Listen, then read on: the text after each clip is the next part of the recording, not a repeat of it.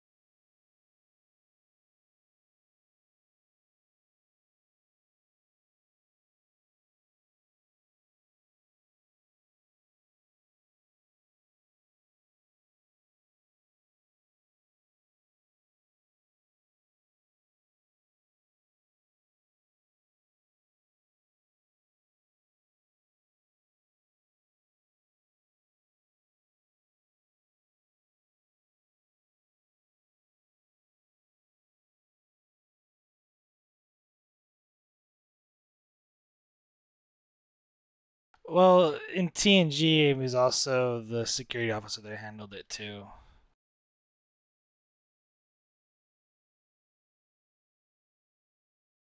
I mean, in terms,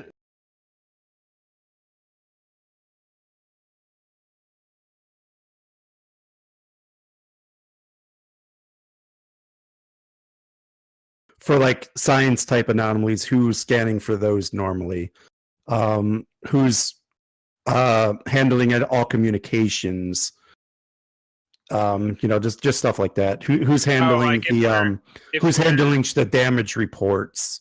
Just so I know where to send information to.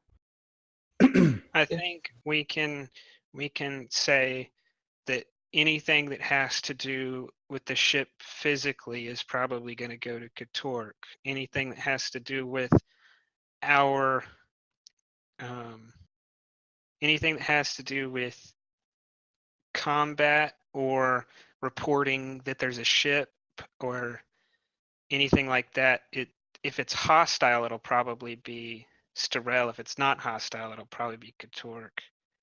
And if it's communications, it'll probably go to the commander.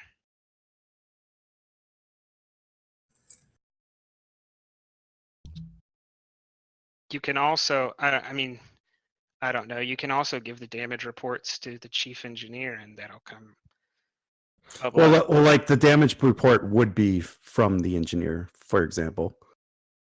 Like the damage would be like the decks are reporting in. This is what's the damage is like.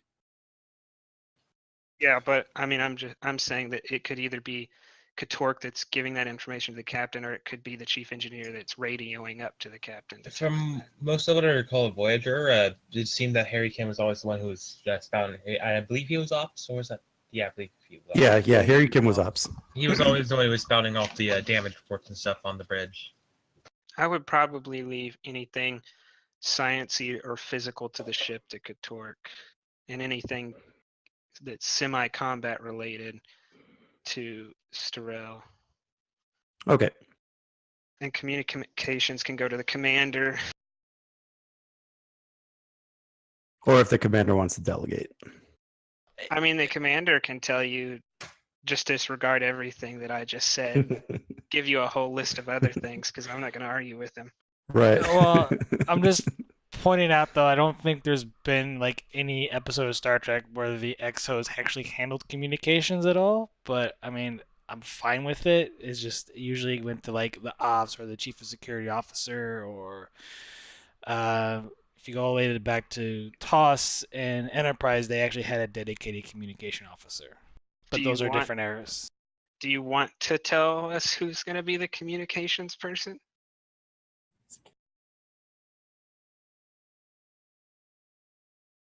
I mean, if someone wants to handle it, it's fine. I mean, I do enough talking as it is. I mean, I do enough talking as it is, so someone else can like take it. Okay, then Katork can be in charge of basically everything that's not combat or moving the ship on the bridge. That sounds good. Cool. All right, we're still waiting on medical officer and Commander Argyle. I'm a proponent of pushing all the most important things to the lowest ranked person on the bridge.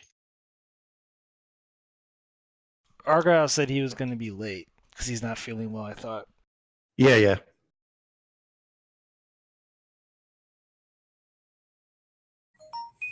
Yeah, no, I did get his, or I did see his message.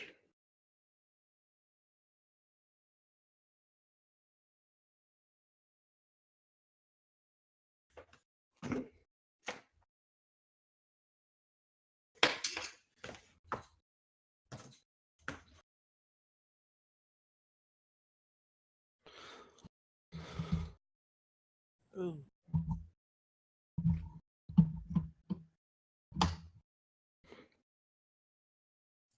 And I almost forgot to change the episode name for you guys.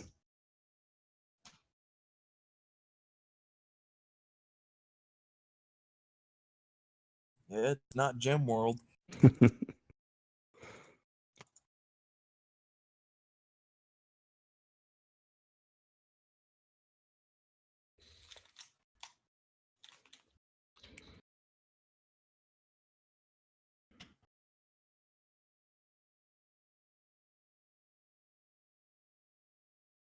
Ah, shit.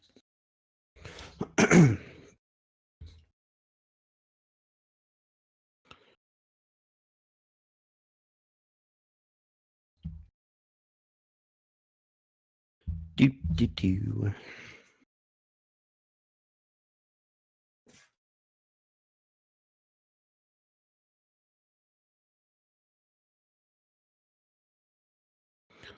The character sheets are still kind of messed up.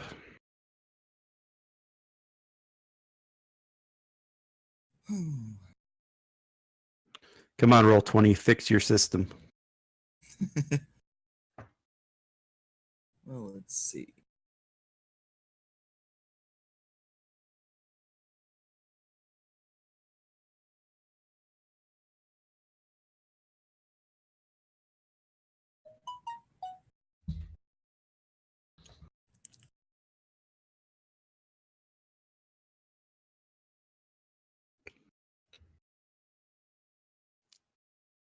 I believe the stream is up.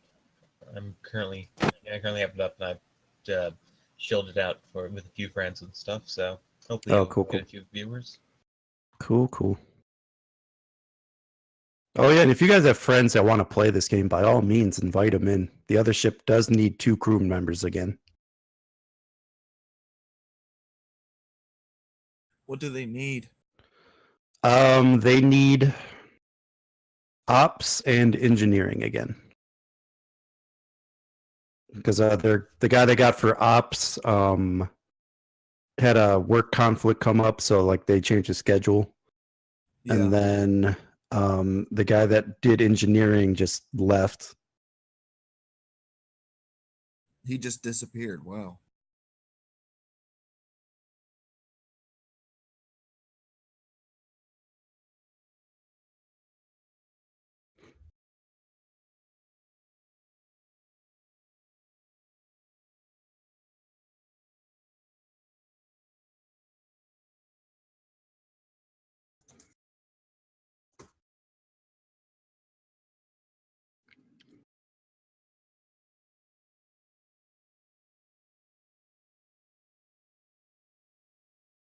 Oh, good. I already got confirmation that at least one people I shielded out the stream people will probably be watching it. So that's good. Cool. Yeah, like I said, if they are interested and want to try their hand at playing, I do have openings. And Beta Shift is always looking for people.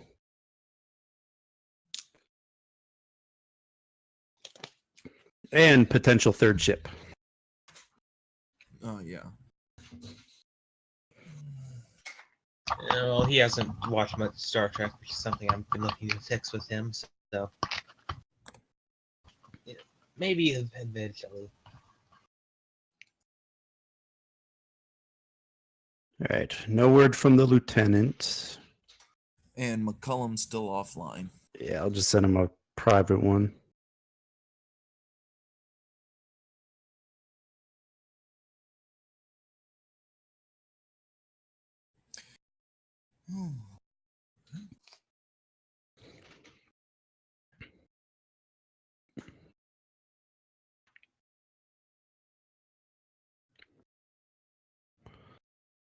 Because yeah, both of the medical officers have been, I wouldn't call it flaky, just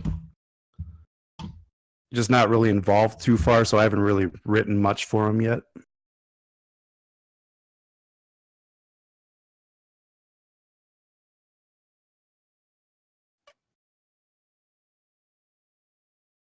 I do have another question for you, Ed. Sure. With the year that we're in, has Voyager returned back from the Delta Quadrant yet? They have not. In terms of canon, they're probably still 2.5 years away. Okay. So yeah, it's that time right after DS9 finishes, but before Voyager ends. Okay. So I think it was like seasons 5 through 7 or something. Okay. So 5 through 7. So I'm hoping I got the star dates correct, but yeah. I And star dates were made up anyways. think it might be somewhat trivial too, because I think we would know they're out there and that the ship exists, but that's all we would know at this level of Starfleet. Yeah. Yeah, because I had a thought that I wanted to run by you for an NPC character that I could take control of for a landing party if need be, but if we don't even have communication with Star Trek Voyager yet, then then what I was thinking doesn't even really matter. Right. I mean, I think I think the doctor was sent back a couple times, so they know they're out there and alive. And there was the what were they called? The Hunter Spirit Communication Network thing. Yeah. That's what I'm talking about because that was season 4. Right. So I just need to look at the episodes and see, because you said we're like season 5. yeah, like 5 of Voyager, somewhere around there. I need to rewatch Voyager. It was a really good show.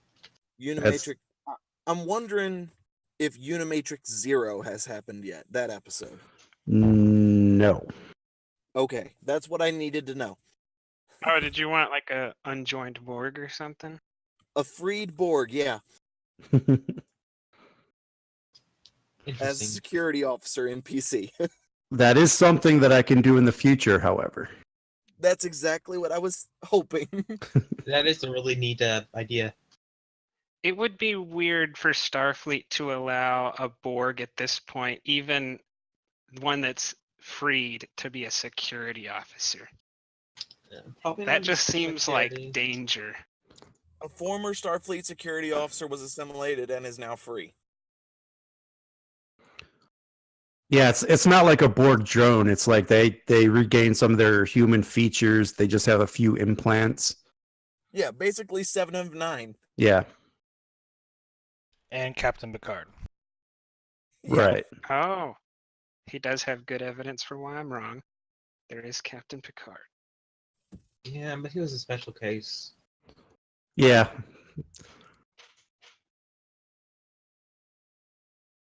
Yeah, but I think the more focus on the base of the character would be 7 of 9.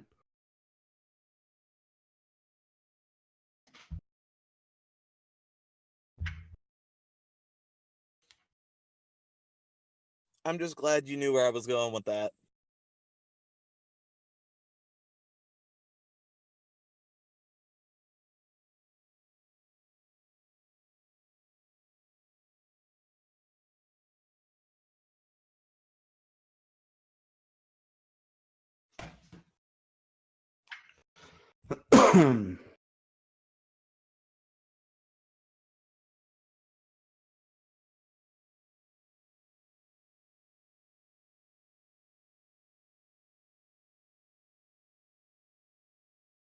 Do we remember what the name of the last con officer was?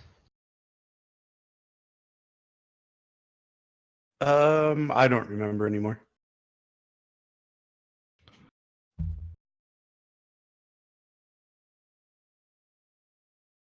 Okay. How does one do the hosty bit? Because I have a Twitch profile. Probably see if I can host the stream. I think when you go onto the video, I think you could just add it, or I think there might be an option. It's been a while since I've been on Twitch. I used to stream, so I used to know all this stuff, but I don't anymore.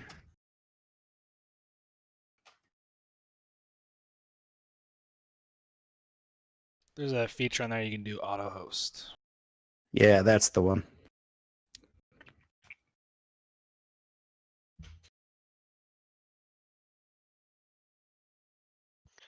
Do we have anything to do with Narendra anymore? Well, like that's your base of like your home port, so to speak. I didn't know if that was changing because of the first 4 missions. No. Okay. Narendra Station is your home base. That's where you guys would go. I might set some stuff up there in the future. So like that, yeah, that's like your home port. That's where the admiral to the fleet is. That'd be where the Imjin and the Kismet officers sit down in the lounge and bicker about the ships.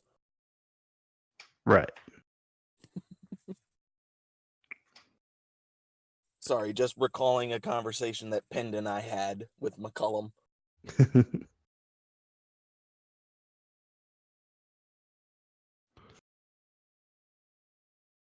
I don't know if you saw that in the general chat.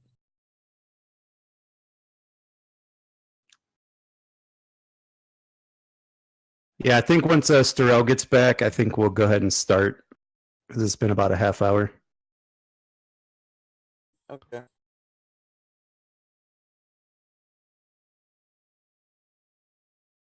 Because, yeah, like I said, out of all of them, I think the medical officer will probably have the least to do. And if need be, we could just use support character for any engineering type stuff. Right. There's 8 of them made. What's that? Said there's 8 of them made. They're generic, so people can fill in names. If you want to change the race, just subtract the racial attributes and then add in the new race that you want to go with. Yep.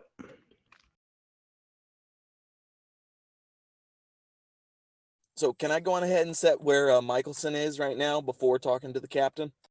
Yeah. I mean, you guys could be anywhere on the ship you guys want. Well, he's in holodeck 2, doing one of his simulations in a F-16 fighter plane. Historian. Yeah, early 21st century. Well, no, I'll say late 20th century F-16. Maverick, call the ball.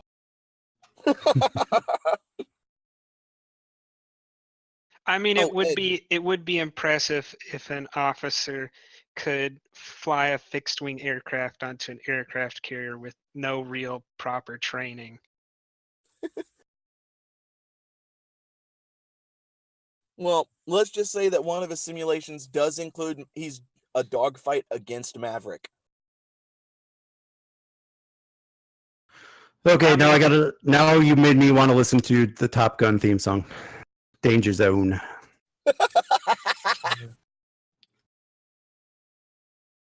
I mean, it's not entirely out of the norm, because Harry and Tom had that. They had that thing where they played like a comic book or something. Like a sci-fi. Yeah. Sci-fi show. That was pretty neat. Yeah, so he could basically be doing something like that.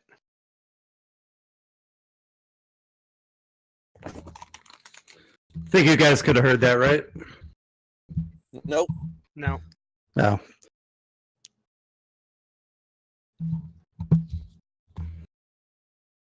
I just tried to hold my headphones up to the mic. Let's see if it'll work for me. Matt. Let me YouTube it.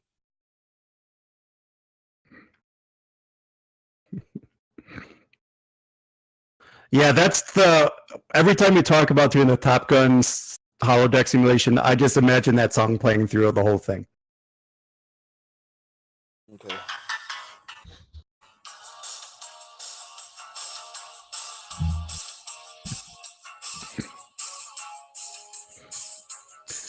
Now you just got to save it for when you're actually doing it. Yeah, we better cut the music though, because if people are trying to monetize these videos, they're going to get some copyright hits.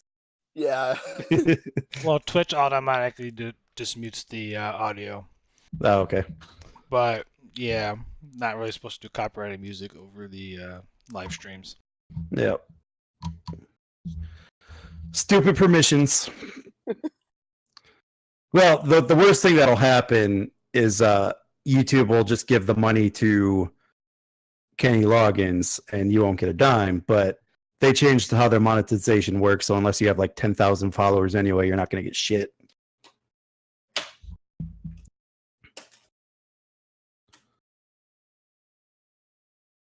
But yeah, that's basically what he's doing. Cool. So is everybody ready then? Yep. I Yeah. think so.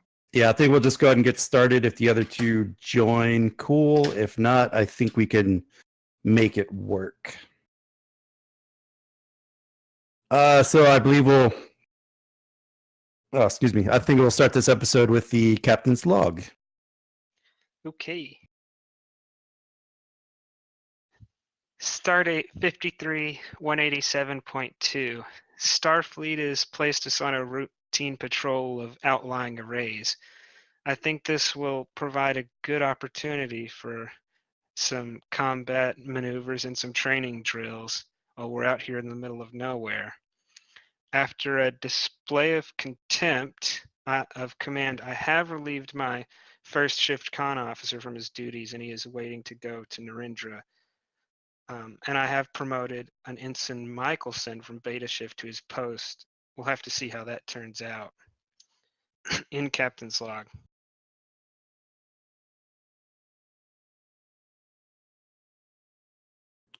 Help if I'm unmuted. So if there's any role-playing scenes you guys would like to do, now would be the perfect time. Gonna tap my comm badge. Commander Prax, Prax here, sir. I'd like to see you in my ready room. Yes, sir. And head towards the waiting room. Tap the, I guess the buzzer. Enter. You wish to see me, sir? Yes, Commander. After our refit with the Romulan ship, I have yet to get the chance to talk to you about the events that happened there, and I would like to discuss what happened on the bridge while we were under fire. I don't take particularly well to first officers who put themselves in my shoes while we're under fire and I am making decisions of life and death.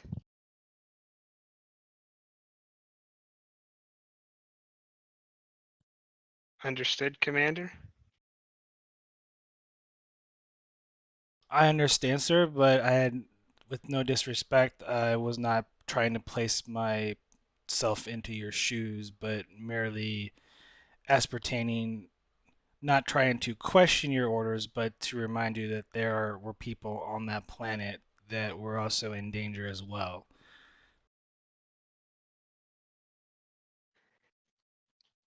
Commander, I have been on a ship hurling through space with nothing between me and the vacuum but a force field, watching Borg moving on some of the Federation's most vital planets. I understand that sometimes we have to make a stand, but that was not the Borg going on Earth. That was a Romulan ship that was attacking, or not, we don't even know if they were attacking. They were simply in the area of non-Federation citizens. I can lose my crew defending Earth. I cannot lose my crew defending miners who have no allegiance to the Federation. Permission to speak freely, sir?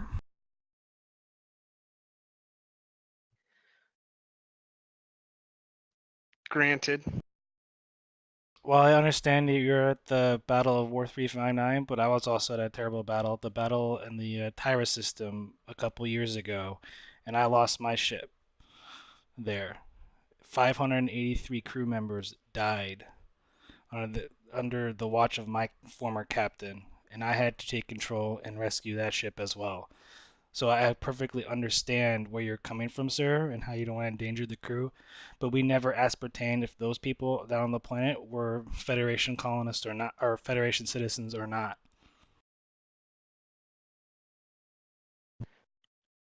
From what I read in your report, Captain, they had no interest in our oversight, and that to me is as good as not being a Federation citizen.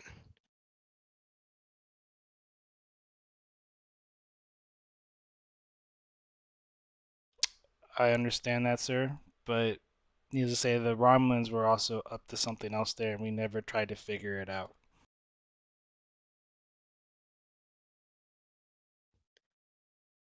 And But because we didn't, we have a ship to figure it out in the future with. I'm afraid, sir, we probably will never get that chance. Is that all you wish to speak to me about, sir?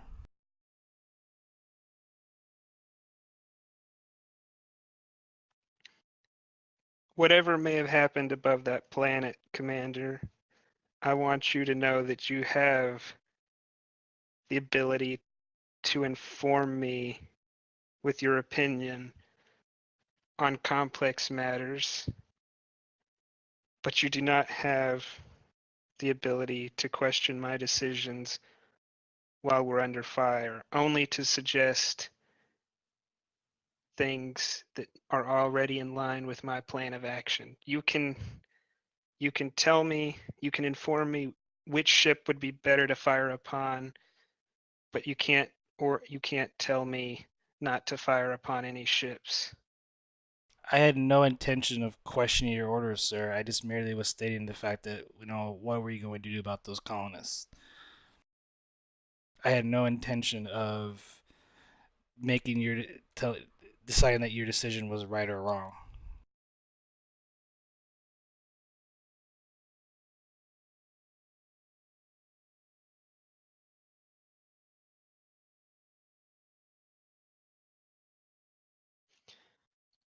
That's fine, Commander. I think we've come to an understanding. You're dismissed. Thank you, sir. And I walk out. All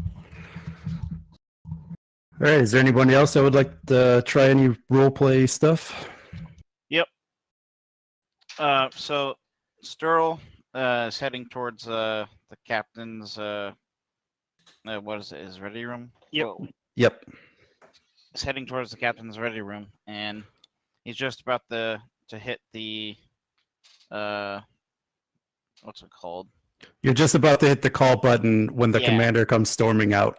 Yep. And then he says, "Captain, may I have a word with you?" You may. Sturl enters, waits for the door to close. Captain, I have come up with a training regimen that may meet your demands. I have noticed that you've been more uptight with security because of recent tensions going on around us, and I've come up with different scenarios to train the crew.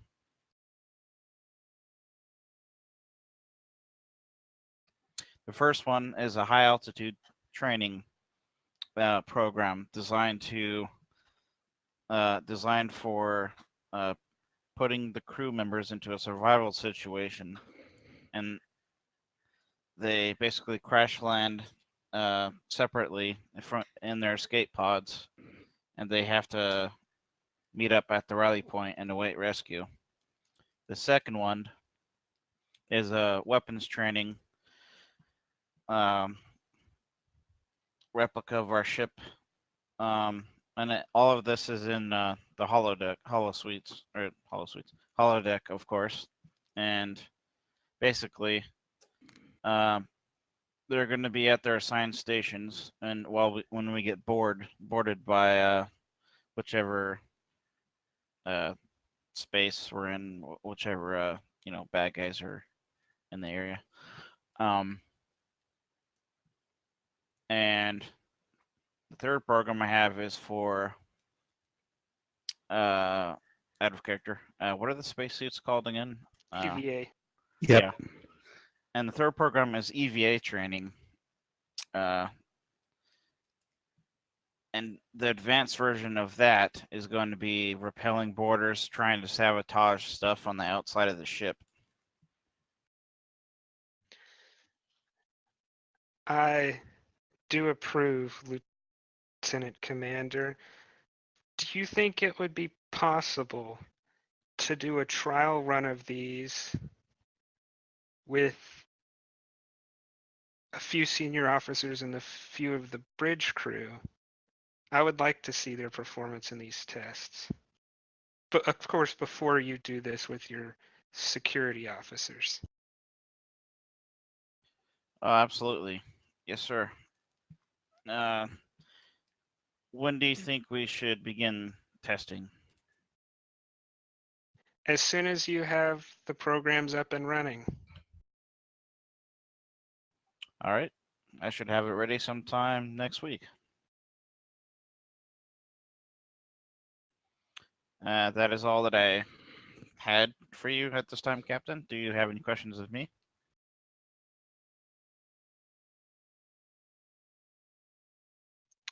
No, Commander, that I think that'll be all. Thank you, sir. Sterl turns around and exits. And you exit the ready room.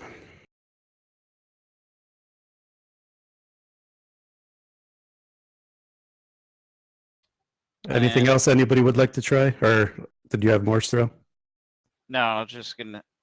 I don't know if you're waiting for me to do something else. I was just gonna say he goes back and goes to his personal quarters. So I assume you have like a lounge, officer's lounge, or something on board the ship. Yeah, it's probably just like a small mess.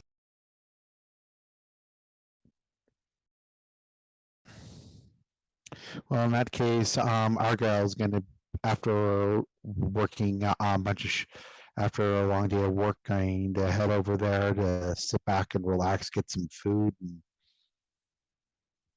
deal with the people on board the ship. Cool. Is anyone else in the mess or would like to be in the mess? Do you know from the Enterprise the captain had a separate mess? Is that on these type of ships? Because it wasn't, I don't think, on the Enterprise, the Enterprise D. That's why I'm asking. Yeah, no, this ship is probably too small. It's probably more like it's a smaller ship. It's probably more in the way of what the Defiant. It probably has like a small mess. You know, not much crew luxuries. Because it's not meant for deep space stuff. It's more or less meant for small patrol and small missions.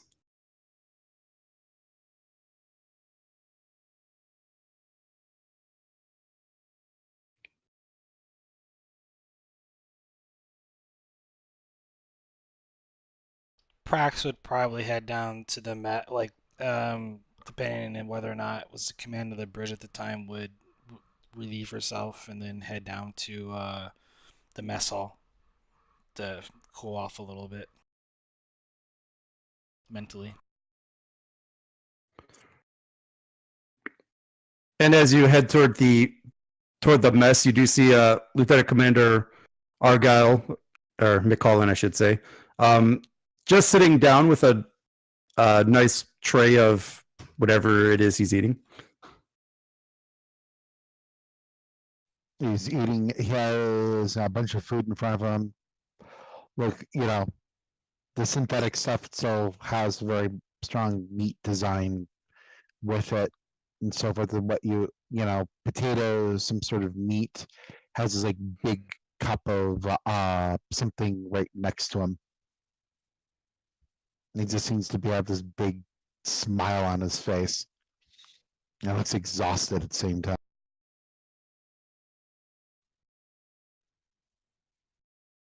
Can you hear me? Yeah. Prax walks up to the replicator. Computer, synthesize Kamalian tea. And the replicator springs to life and places it right, or it appears right in front of you in the little bin. Grab the tea. Walk up to Lieutenant Command. Go, may I join you? Hey, please do. Take a seat. I sit down. Lieutenant Commander McCollum, what do you think of our little ship here? A challenge. I feel like what I needed, I was getting kind of bored being on those bigger ships.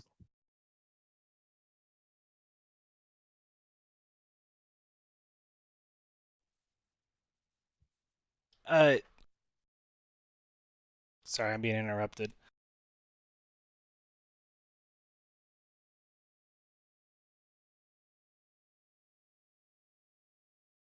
Sorry about that.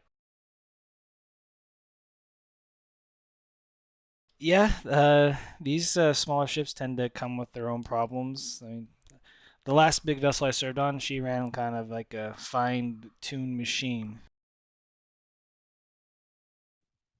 Ship like this, I'll be able to get my hands dirty again. I've needed it. The Imjin's a beautiful lass.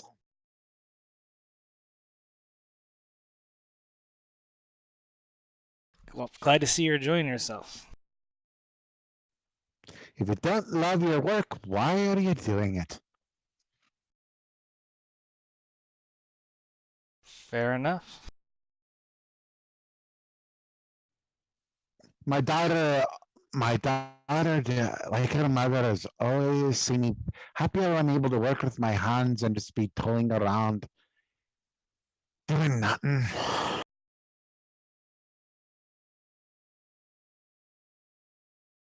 I understand that. There are days where I miss the controls of Helm. And what do you like? Hmm? What do you do for fun? On something like this small, you've got to be something creative.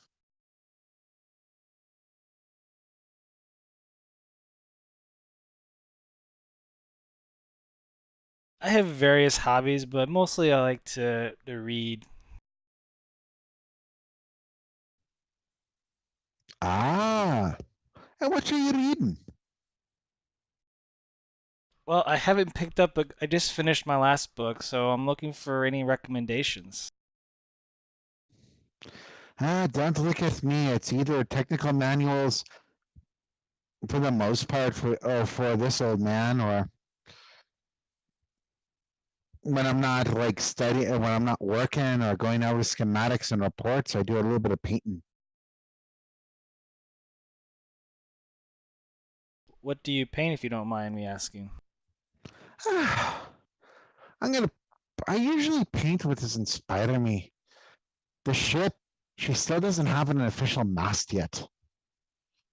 Says you can't carve one out on the ship. When I was a wee ensign, I basically ended up just painting a picture of what I think the mast would look like. Be doing that for this ship eventually. The Imjin needs her spirit for everyone to see.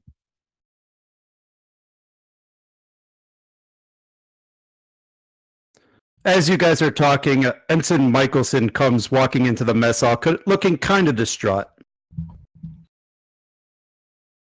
He walks over to the replicator, just says, "Tea, Earl Grey, hot."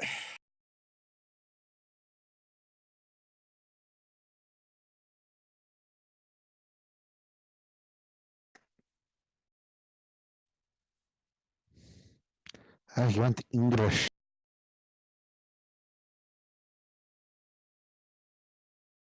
Ensign, why don't you come and join us? Sure thing, Commander.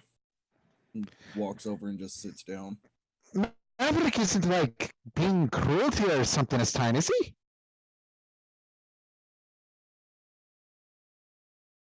I'm sorry, Commander. What'd you say? I'm kind of in two places at once.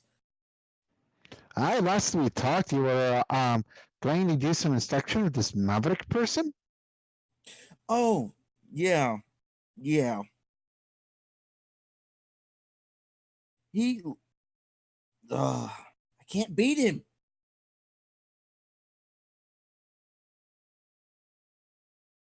F-16s are just so slow. They're cake, aren't they? Late 20th century, but yeah, basically, according to today's technology, they're basically outdated, but sometimes it's more fun to fly a fixed-wing aircraft. Hmm. I haven't looked at something like that since I was young. The schematics, not piloting the thing. I'd leave that to, I've always left that to you flyboys. Oh. Well, what's that old Earth saying? Mechanics fix 'em, pilots break 'em. Old, it still goes on to this day. Have engineers, we say that all the time about your con officers and captains, but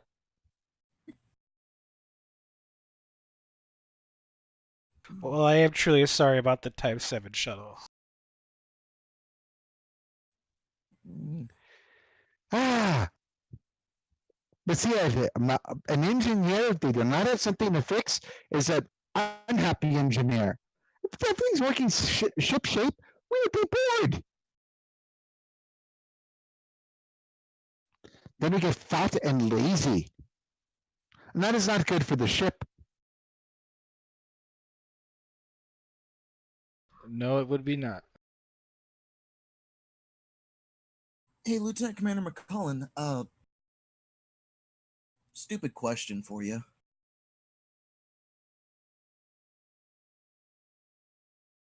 Would it be possible to build one of these archaic type fixed wing aircraft that's space suitable?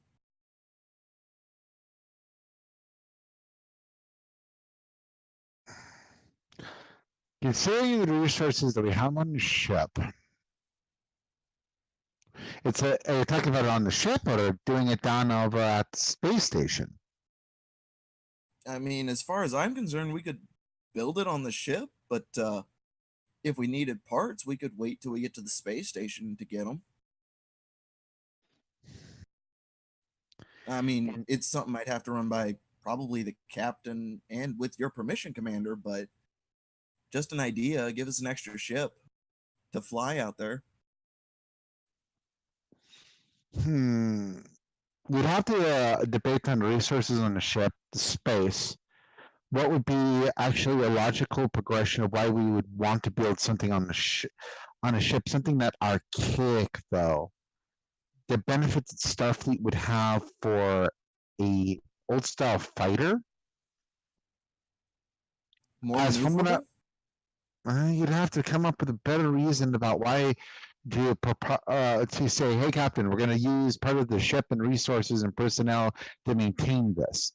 I think he might mean in the style of a Delta flyer, but I think he just means fighter aircraft instead of a shuttle. I understand what he means. It'd have to be but he said he wanted to be archaic. But if you're talking about something like a Delta flyer, that comes down to requisitions. We'd have to pass up by the captain. Yeah, and we might. Figured. No, that's the thing. We cannot allocate resources to such a degree like this without the captain's approval, which means we have to give an actual report of the ins and outs of why this would be beneficial towards the ship as a proposal. And the way the captain is, that would be the best way to do it. He isn't one of those by the seat captains. The other thing, Ensign, is we would also have to get approval from Starfleet Command on building such a shuttle or a craft. Just simply the fact that if we need resources that we cannot produce on the ship ourselves, then we have to proclaim from Starfleet, and they would want to know why we are building such a craft on the ship. Aye, but that's why we have to get the report together for the captain, because then the captain will be able to say, this is the benefits and help us do the proposition to Starfleet Command. Correct. It's not like we're trapped in a Delta quadrant or something, and the captain can make decisions like that. Yeah. Don't give up hope, Ensign. My suggestion is draw out or make up schematics for the ship that you wish to build. Run it by the Mr. McCullen here and see if he approves of the design, whether or not it is space worthy, and then send it up through me, and I'll give it to the captain. I actually like the idea, to be perfectly honest. It would give us something to do, and building a ship, an engineer would say no to that. I'm just giving you the logistics of this will take a little bit of time. You have to make an actual plan that the captain will see is feasible. I understand that, Lieutenant Commander. My other thought on it, sometimes a smaller aircraft is harder to get a weapons lock on. At least that's what I've heard from friends in security. The other thing is that I do believe that the Fairship already has attack fighters. Whether or not you can design one that can succeed or excel against the current design is up to you.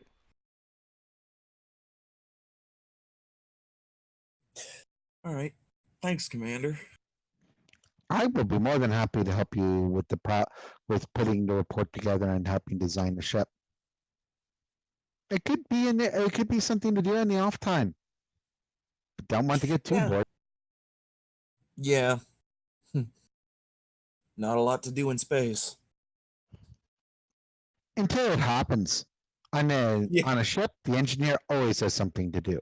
Something always breaks down. Yeah, unlike us pilots.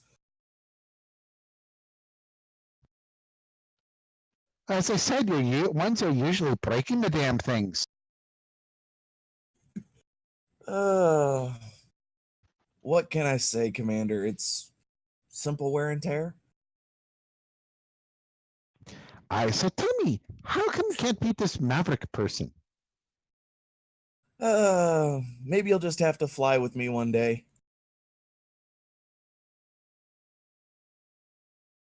At this moment, I'm gonna enter the mess too. I'm going to walk over to the replicator and order a standard meal. And then I'm gonna walk to the table where my officers are sitting. Commander, Sir? it's a nice day, is it not? Yes, sir, it is. It's good to see y'all all in a good mood. And then I'm gonna sit down. So what have y'all been ranting and raving about?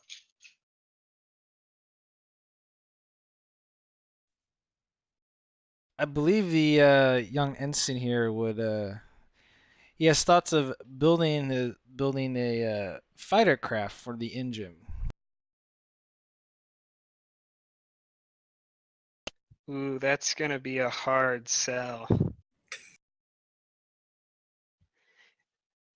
I don't know if you took the weapons off. Maybe a report can be fashioned, but with weapons on it, that's gonna be a hard sell. I mean, Captain, it probably wouldn't have to have much. Probably one, maybe two phaser cannons, the type that they had back in, what year was it? Back on the NX class, the old Starship, the first Warp 5 capable. Ensign, I would approve a fighter that had quantum torpedoes and enough firepower to take on 10 Borg cubes at once. But the Admiral would not approve of something that had a hand phaser taped to it. Understood, Captain. I'll try to think of something more, shall we say, drastic. I tell you what, you can write up both, design them both, and give it to your superior officer. At this time, Torque calms down to the captain, stating that there is a priority 1 message from Admiral Hebert for him. Well, gentlemen, I think that's the end of this meal. I'd request that y'all go to y'all stations and then I'm gonna go to my ready room.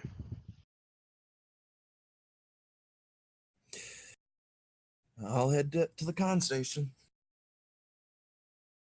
Back up to the bridge. Take my food with me down to engineering. I'm going to I'm gonna open the channel on my computer on my desk. And as you open up the communication, you see Admiral Heppert sitting at a desk saying, "How are you today, Captain?" Very well, Admiral. How's your crew holding up? They are doing very well. They are enjoying the downtime that comes with patrolling endless space. Well, unfortunately, Captain, I think I'm going to have to cut that patrol mission a little bit short. We have received a distress signal from the USS Kismit. Apparently, they faced a hostile race aboard a planet at these coordinates I am sending you, and several of their officers were taken captive. What I need for the Imjin to do is I need you guys to attempt to rescue those officers. Understood, Admiral. I would like access to everything the Kismet scanned. Was she lost? No, she was badly damaged. That's why we're sending you in to try to get those officers back. Okay. Well, I would appreciate having all of the information they scanned sent via subspace. Yeah, we already gave all that information to your chief, so they should be going through that information now. But Captain, I have to warn you, we are not sure of what they fought. We don't know how many there are. We don't even know the dangers. But I will not allow any of my officers to be captured by hostile force. We are of one mind, Admiral. Very good. Admiral Heppert out. Captain to XO. Yes, sir. I want you to put the Chief Petty Officer and Starrell on going over the data we were sent. I want you to feed the coordinates we were given over to Ensign Michelson. And I want you to take us to Yellow Alert. Aye, sir. And then I'm going to walk out onto the bridge. Ensign, do you have your coordinates? Coming through now, sir.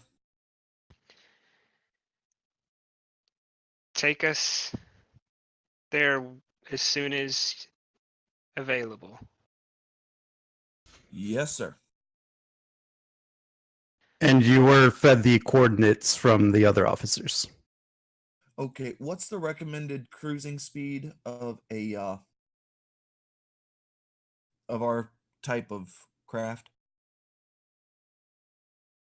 Under the circumstances, I think we're gonna not go a standard cruising speed, and we're probably, I mean, you can ask me a speed and I'll give you a speed. Okay. So in character, I'll go, Captain, do you have a preferred speed?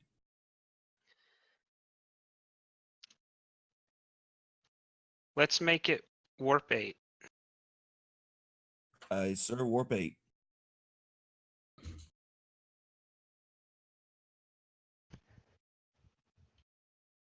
And the ship warps off toward the coordinates that were given to you by the Admiral and the security dossier.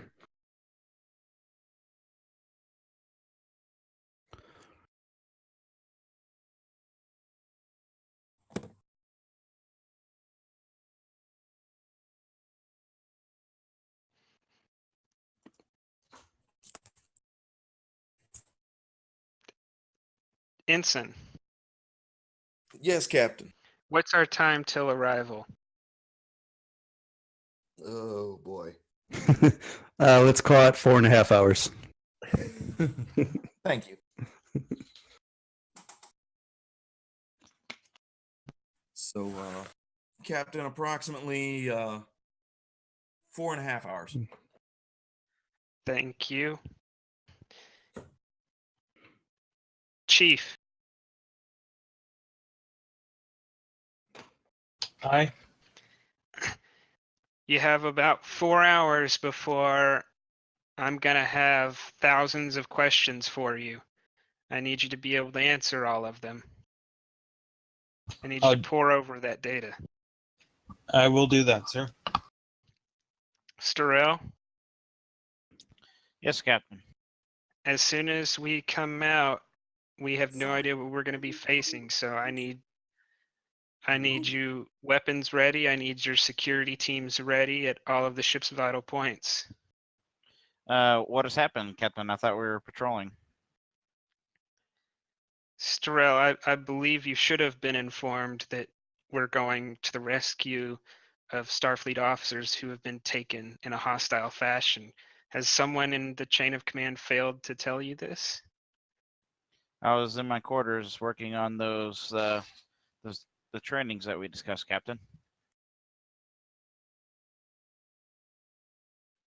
That would have happened in between you came out of the ready room where I would have called you up, but we moved too fast, so. Okay. All right, so I'll go back and just say, yes, Captain. Okay. Commander, Yes, sir. let's keep our yellow alert until we get in system, just so we can have all the crew at their positions, and we'll go to red as soon as we enter the system. There may still be hostile forces in the system. I will be in my ready room looking over the data we've been provided. Alert me when we've arrived, Yes, sir. and then I'm going to retire to my ready room.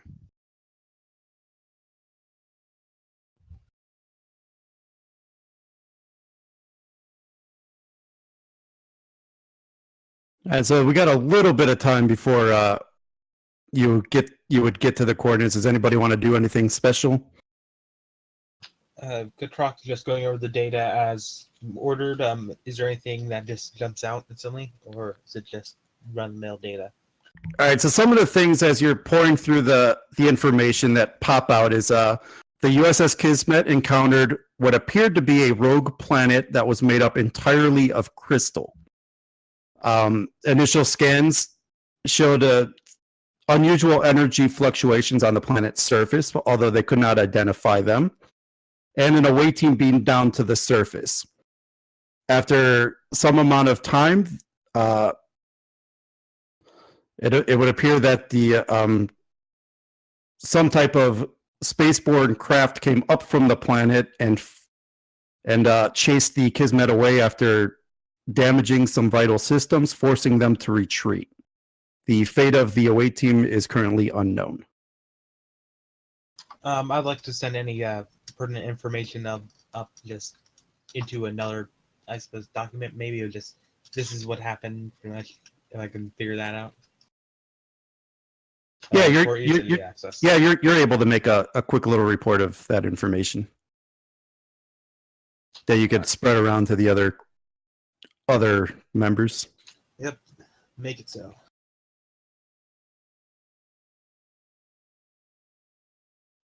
I'm going to pull up a report, and I don't know who the captain of the Kismet is. I want to look up the captain of the Kismet. And you pull up Captain Grennan's personnel files.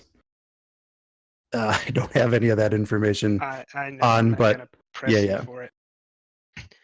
I'm gonna look through the report to see if the captain was one of the crew that was captured or not. Actually, can I just look to determine who was captured? Because I think the ship would have made that available. Oh yeah.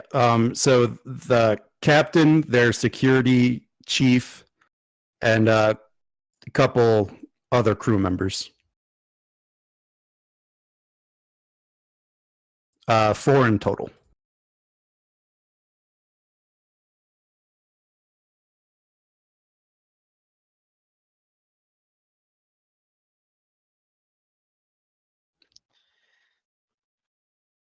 I'm gonna combat. Commander, Yes, sir. what shuttlecraft do we have that are available and serviced? I believe the Type 8 and Type 9.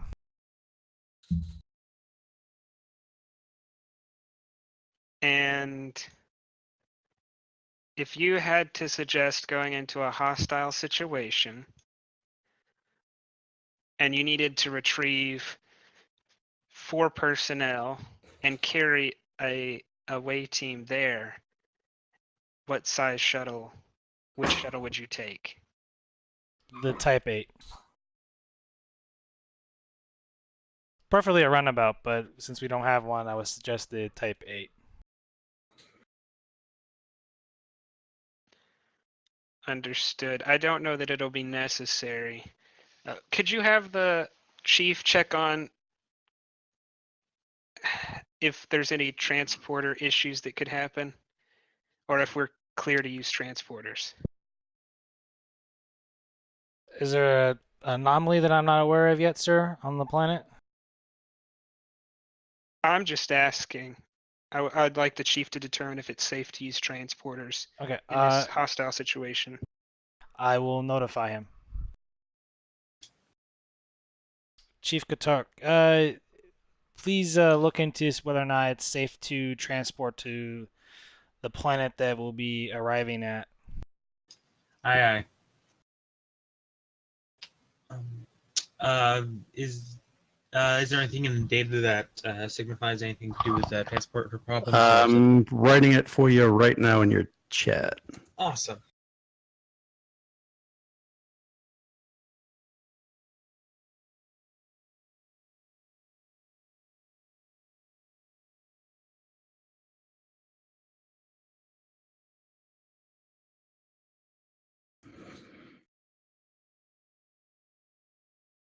From what I can tell from the data, energy fluctuations from the crystal make sensor readings difficult and transporting impossible, so a shuttle would have to be used. Okay. I'm gonna walk out of my ready room over to the chief because I feel like I need to talk to him more about this because he's the one who knows the answers. Chief, Aye. what do we know about the landing force that they put down? Were they able to contact their ship again? I'm not sure I can run through data to check to see if I found anything on that. Okay, let's find out. They were If they not, put- from what I can find. They were not able to communicate with their ship again. Yeah. So we don't know if they still have an intact shuttle. We don't know if anyone's been wounded.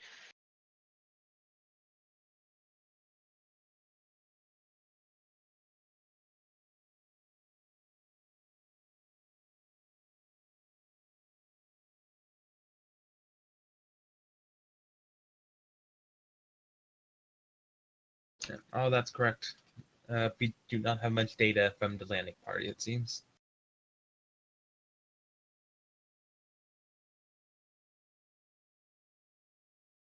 And what data do we have on the hostile forces?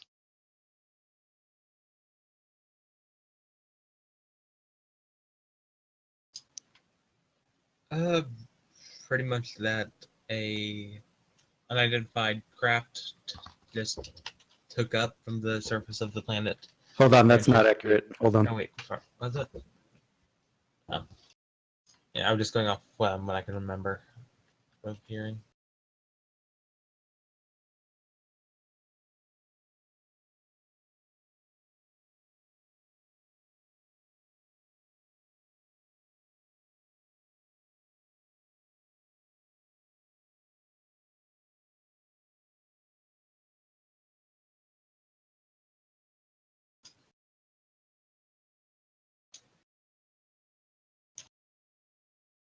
Oh, did I?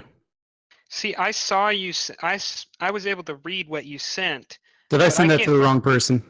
Well, you didn't send it to me, and it's not in any chat, but I did see it. Yeah, same here. That's I don't weird. know. I don't know where it went. The attacking force was made of the same. From what I can tell in data, it was made up from the same crystal planet and looked to be the size of shuttlecraft. Any casualties among the hostile forces? Uh,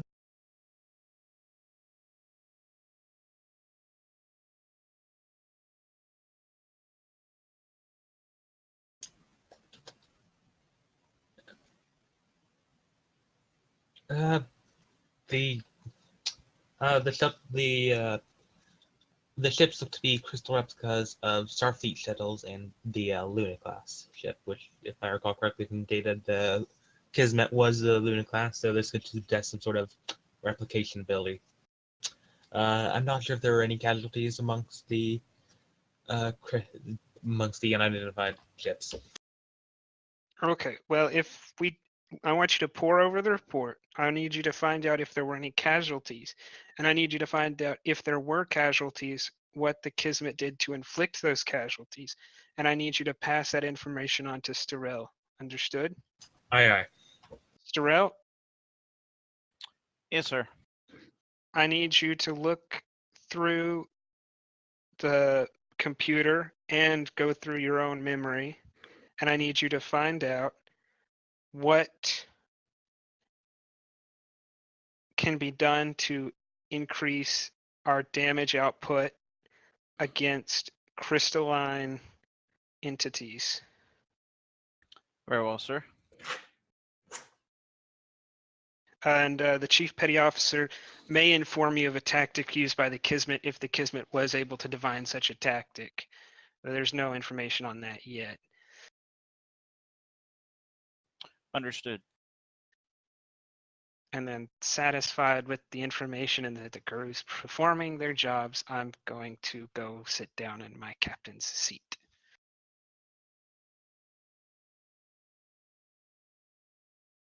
All right.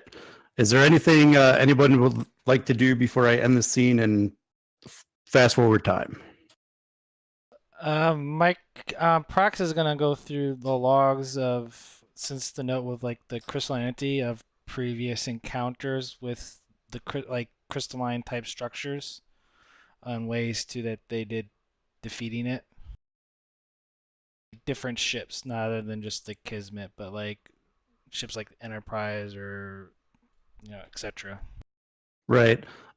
So initial, as you start to scour the database, initial findings show that these are two very different things.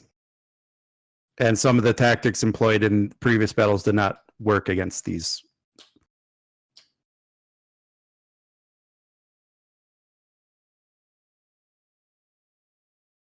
So they're immune to harmonics and stuff like that.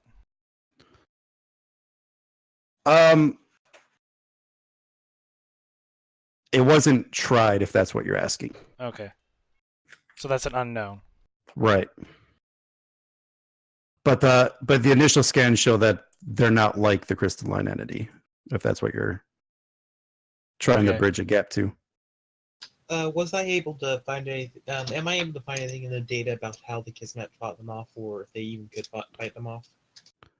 Just conventional weapons, and they were able to destroy two of the smaller ships before they were overwhelmed. I relay that information to Lieutenant Stroh.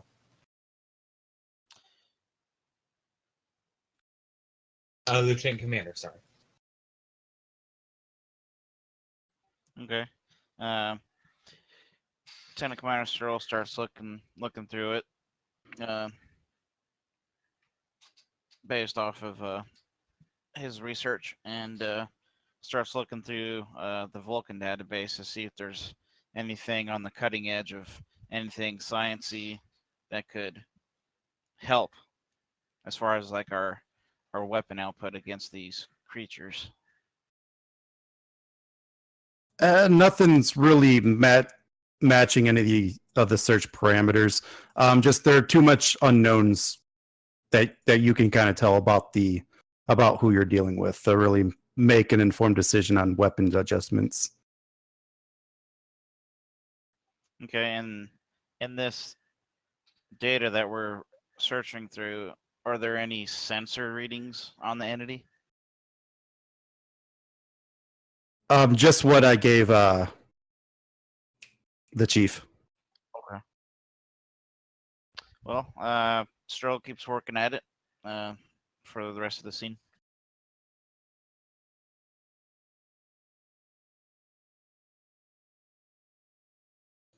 All right, anybody else? Because then I'll fast forward time.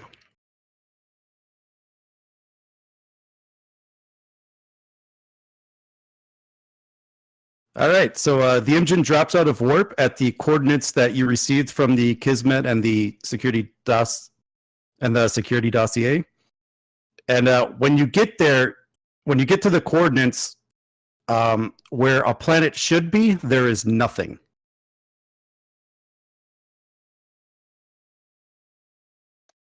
Katork, why am I not seeing a planet? This is the location of this is where it should be. I could have moved. Let's find where our planet went. Could I do a permission to do a sensor sweep to see if I can detect anything? You don't need my permission to use the sensors, Chief. Sorry, sir. Just I would like to make a sensor sweep that require any rolls or anything. All right, just as you're about to initiate your sensor sweep, 4 larger crystalline ships flanked by 12 smaller vessels drop out of warp directly in front of you are on an intercept course. They seem to be closing in from all sides. We have incoming, Captain. Stroll raises shields. Well, you should have already been at red alert. That was an order when we got into the system. Oh, Starrell, yes, sir. let's start firing. Ensign, evasive maneuvers. Coming right up, Captain. All right. All right, so who's going first is what I would need. Let's put the ensign on evasive maneuvers, and then let's let Starrell give him everything he's got. Captain, permission. Well, yeah. This is while the ship's being moved. Captain, permission to use permission to use torpedoes. Full spread if necessary, Commander. Yes, sir.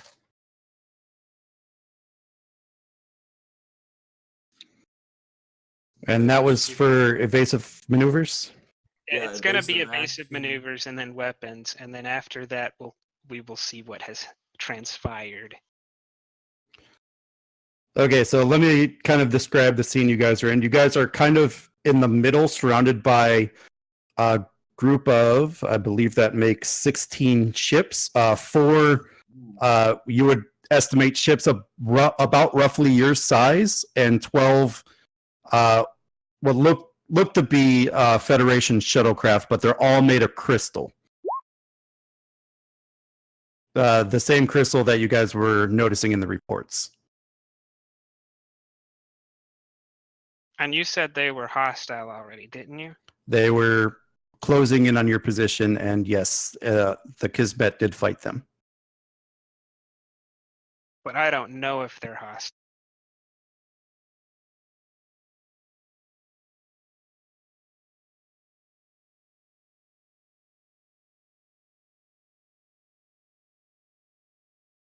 And then I guess my orders stand.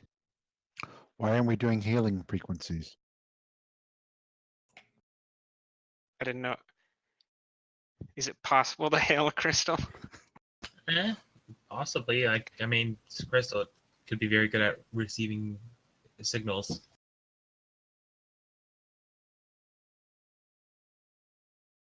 Okay, so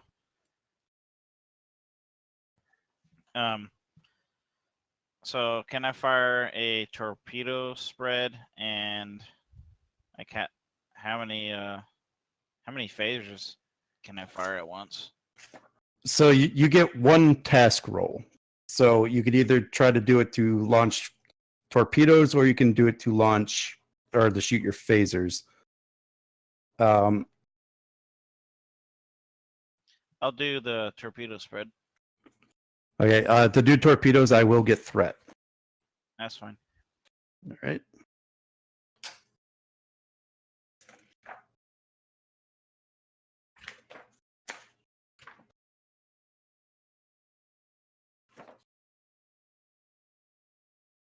All right, so then it's going to be a control security. I believe that will be difficulty 3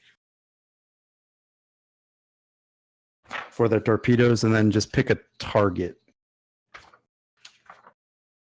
Well, since it's a torpedo spread, it's going to be a multiple target.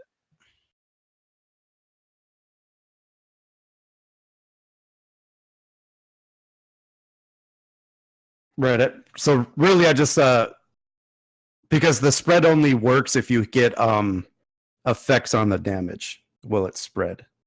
Oh yeah, gotcha. Yep.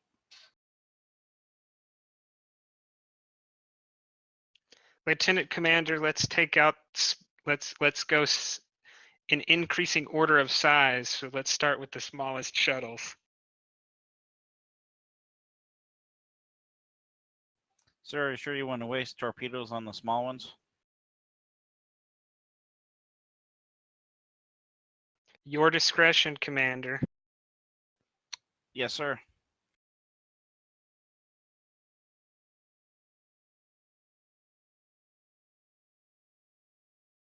Do we have any momentum? Probably not, huh? Oh, what was the difficulty of your task? Difficulty 1, so we should have 2 momentum. Yep, there's the answer to that.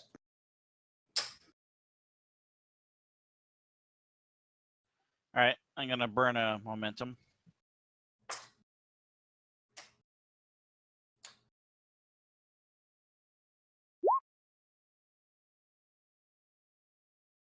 And then the ship gets the assist with weapons and security.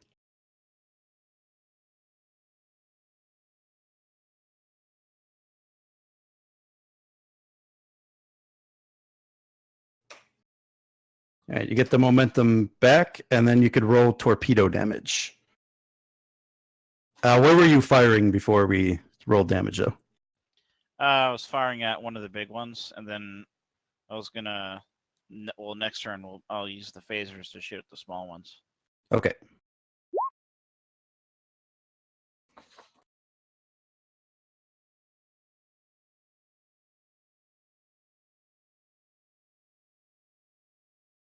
And then I just need the damage. Oh.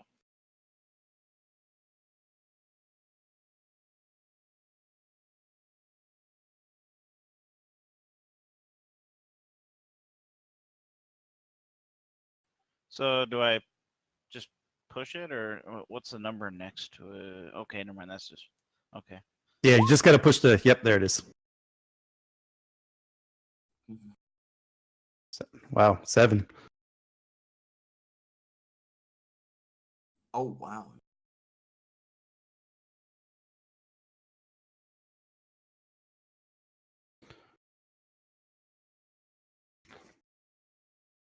And you were you said you launched spread, right? Yep.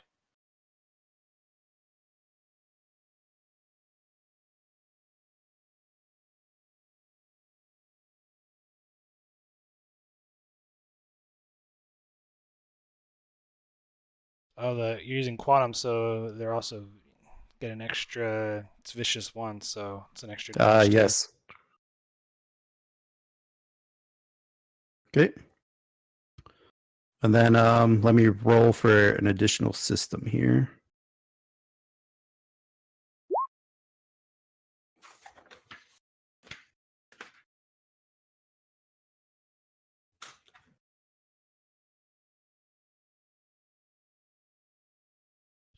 Does anyone know what page the effects are on?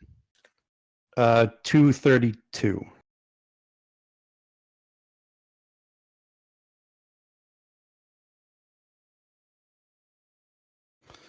All right, so Lieutenant Stirl launches a torpedo spread at one of the larger cruisers, and in one torpedo volley, the ship disintegrates into multiple small crystal pieces.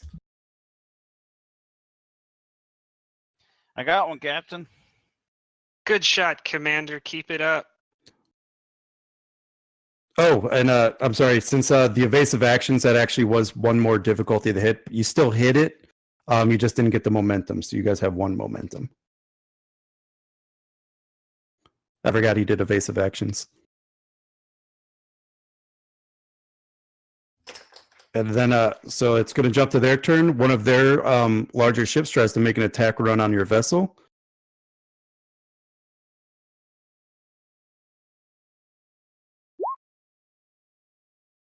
I spent threat if you guys couldn't tell.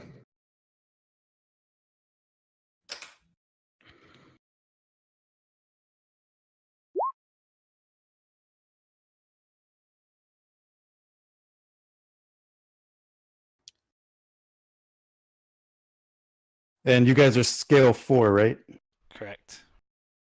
All right.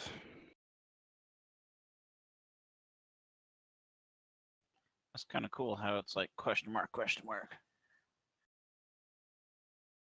because we didn't know what the heck it's using. Yeah, that is pretty neat.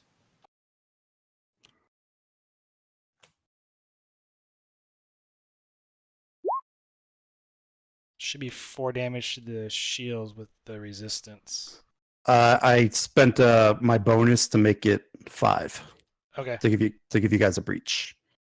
So the breach is actually going to be on your structure. So that's gone through our shields and our And resistance. it's so it did 5 damage. So 5 damage is a breach. And in this instant, you guys are actually getting 2 breaches. And this was from a beam type weapon.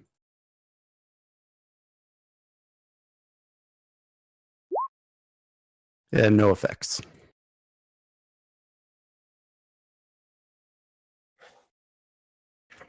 So what the ship fired some type of beamed weapon at your ship.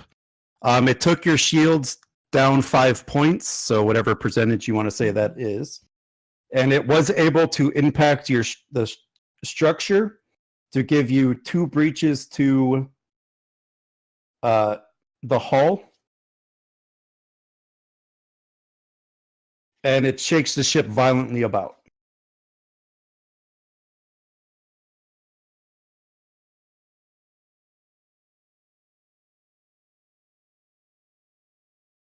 And it passes back to your turn.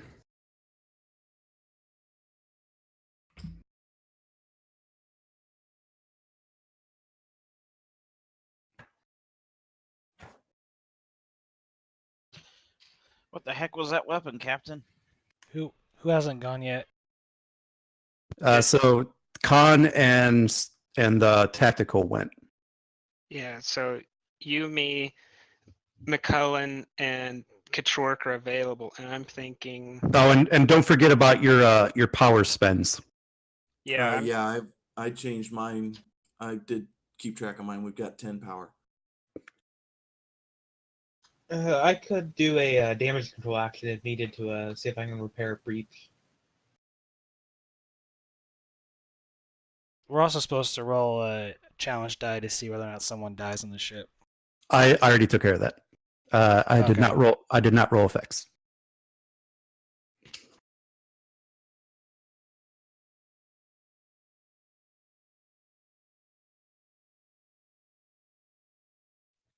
What can you? What can the chief do again? I could do a damage control action, looking at the opposite position and taxing it out. I could do a damage control action to send a damage control team to repair a breach. Task would be presence plus engineering. Difficulty task with engineering difficulty determined by the system damaged. So yeah.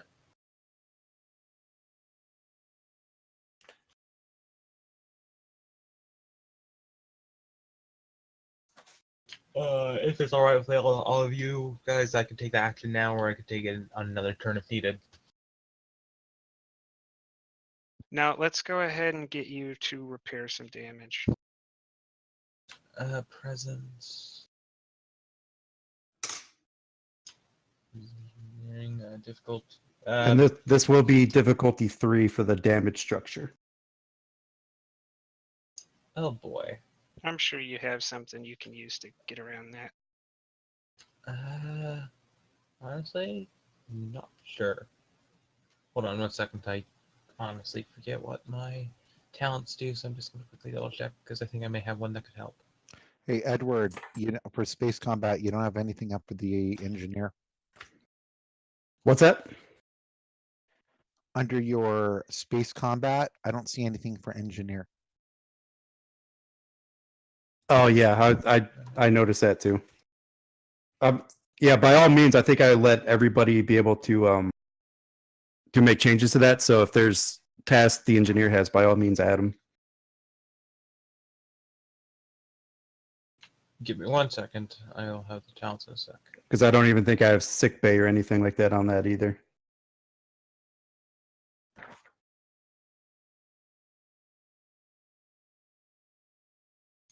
What page were all the talents on again? Found them. Never mind. I'm dumb. No.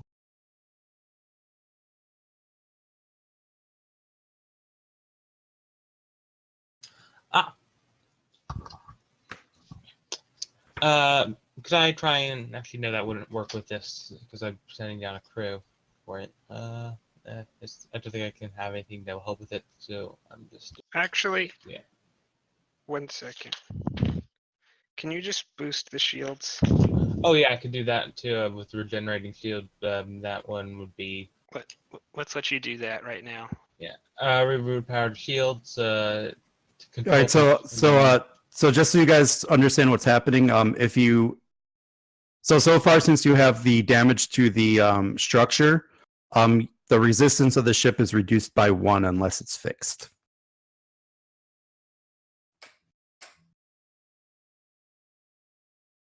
And then also don't forget that tactical can modulate the shields and make it 1 resistant harder to hit us.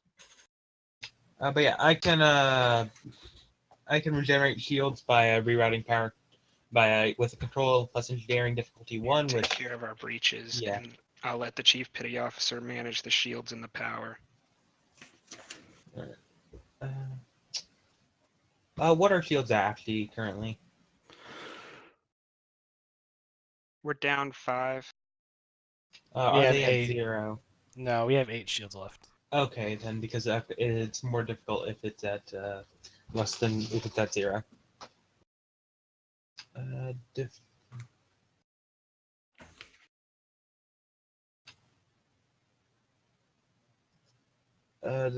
would be difficulty 1, so I believe that's success. Plus structure and engineering, so we can see if we can get 2 momentum. Oh yeah, I can go roll that if no one else has the shielding up, has the ship's sheet up currently.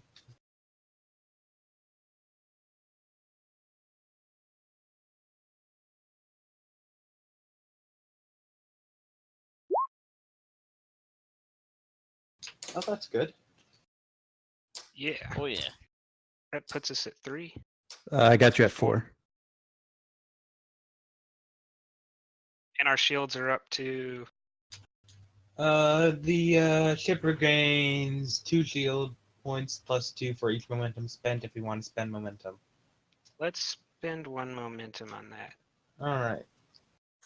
All right, so you got 3, and you regain 4 shields if I'm not mistaken. Yep, 4 shields.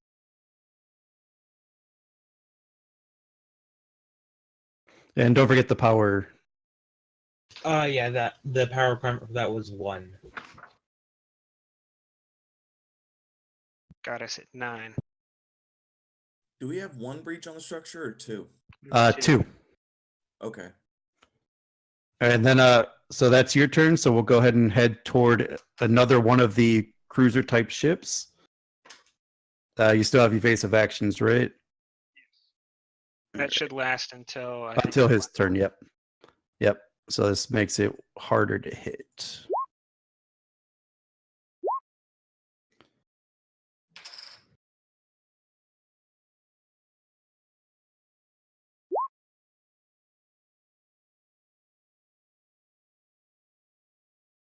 I got one bonus.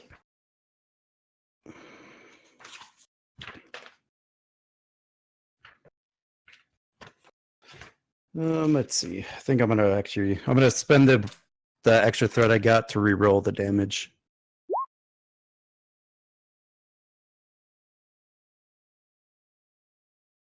And your resistance is down to 3 because of the breach. So you're gonna take 6 points of damage here.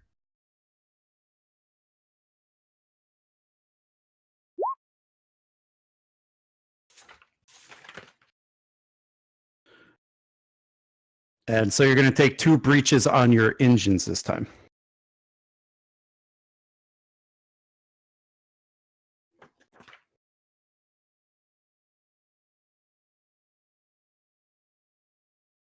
So the second ship comes in and uses their beam attack and targets your nacelles, and it is able to get 2 breaches on your engines. So does that 6 damage, that all goes to the shields? Right, but because of the 5, it gets 1 breach, and then because of the weapon, because you got a breach, it gives you an additional breach.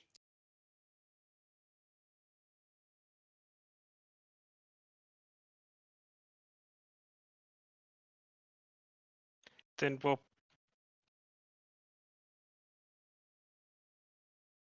we'll pass it to the engineer, I guess. Oh, Okay, what I'm going to have to do is I got to get working on structural breaches first. So me and my crew are going to be working on that. Then, which unfortunately, looking at what I'm supposed to be doing here, it doesn't really have much in the way of actions I'm do during combat.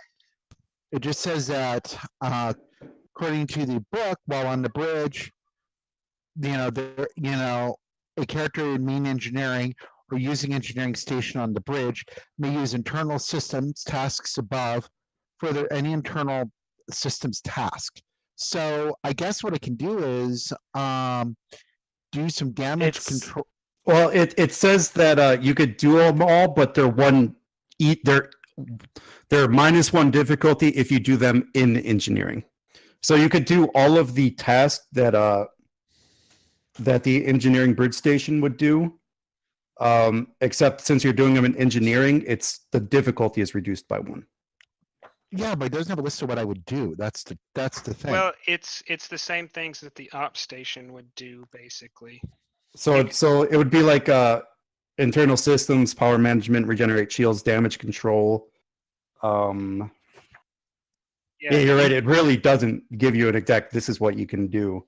Damage control is probably what you're looking for. That's probably going to be the best I can do. I was hoping to find something else. But we need to get some of the structural stuff taken care of, or we're FUBAR. Because if I'm looking at this, I'm recording this right, we have a couple of breaches in our structure as well as in our engine room. So we're kind of like in our engine. So we're kind of like in a really nasty place. What do we do first? So we want to do the structure first. Yeah, that's what I was going to do. So that's a damage plus presence roll, according to the book. Right, but I'm thinking since you're in engineering and you're going to be directly handling it, so to speak, I think you could probably use a better trait than presence and engineering. So I can use my control then? Yeah, because you're getting your hands dirty down there. I could understand doing this from the bridge. Your presence would be good, but you're in engineering. Well, that's what I was thinking too. So what I'm going to do is I am going to, well, if that's the case, then I definitely am going to, I know my ship is definitely going to come into effect in this spot, which gives me another additional 1d20 while working on the ship. Right. And The difficulty is 3, but because you're in engineering, it's going to be difficulty 2. So right now we're on 3. Do I have any help from the ship Um, or any lowly ensign who is with me, or any of my crew member, or am I doing this all on my own? I would say you could probably have an assist from a lonely ensign if you got any engineering sheets made for that. I think you might. Let's do. see. Yeah. I have some engine support.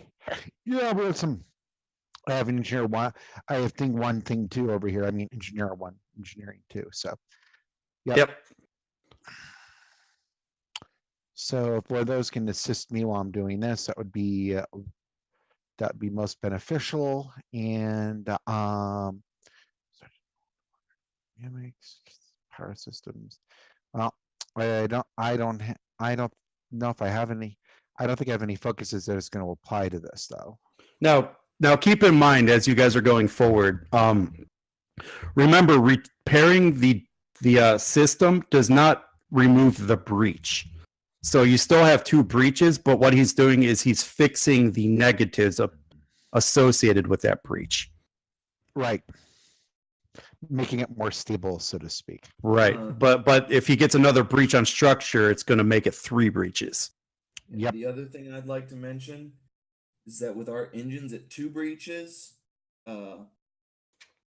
we lose 1 power at the end of every round, and power requirement is increased by 1 for any, as well as difficulty and complication for any tasks with the anything with a power requirement, basically. So in other words, you guys, I have an idea to handle that. I can handle the what do you want? The engines or the structure I've worked on the first? structure. The structure is important. I have a plan for the engines. Okay, and how much momentum do we have? I got you at 3. Do you guys mind if I take one? Yeah, you can use one.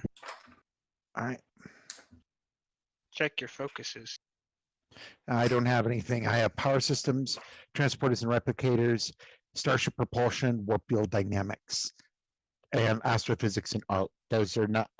So I don't have any like starship structure. So that would come into effect here. So I don't have a focus. That's why I want to make sure I got that covered. So and I roll. And this was difficulty 2, so you get that momentum back, and then you get the assist. Yeah, it doesn't matter what the attribute was, you still hit it. Oh, oops. Yeah, we were Tuesday. We were having trouble with those sheets as well, so I've just been looking at the number roll. Yeah, that was engineer number 1. Yep. Yeah, we were definitely having trouble with the NPC sheets.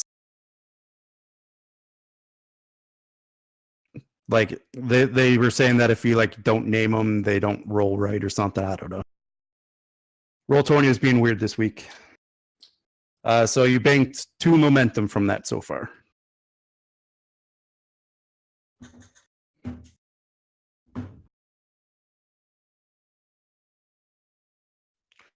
Okay. Do I roll anything else? Was that it? I believe that's it. So you are able to modify the structural integrity fields around the ship, and you're able to shore up the structure.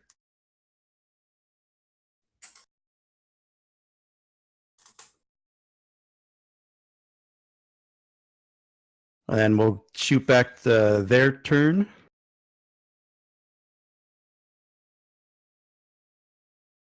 And their third larger ship is going to try to take a shot. Of course, if I can roll right. And their beam misses you. Okay, I'm going to direct the chief to repair the engines.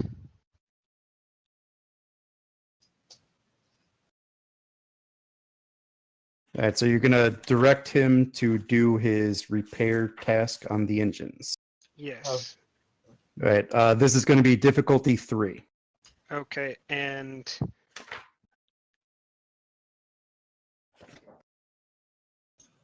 can I use that since it's a direct? Can I use the focus for persuasion? No, because Lead by example. Probably not that one because you're just directing them and you're not actually doing the task.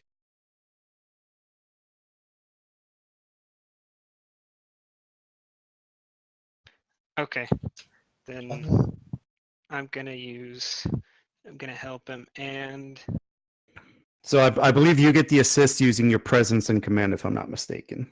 okay, and then feel free to burn a momentum on this one. Yeah, momentum would likely be necessary because this is only a test roll of 2, and I honestly I'd prefer to succeed and fail miserably. Adding and throwing a momentum on would be another task roll, right? Throwing another dice, making a task roll 3, correct? Yep. All right. That would be presence and engineering, because I'm saying. Oh okay, wow. Yeah. So there's 2 of that momentum back, and now you guys are at full momentum, and the chief is able to reroute power from some non-essential systems to get the engines back to what you would estimate to be their full potential, even though they are still damaged. No, that's not how this is just sending a damage control team to the not rerouting power or anything. Okay, yeah, whichever they Yeah. do it. It is complete. Yeah.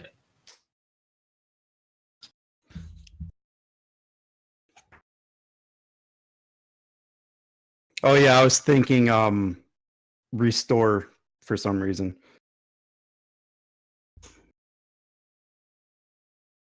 But that is not what you did. Okay, cool. So it's going to go back to them. And one of their little fighter type things are going to try to take a shot. Yeah. They do not hit your ship, and it'll return back.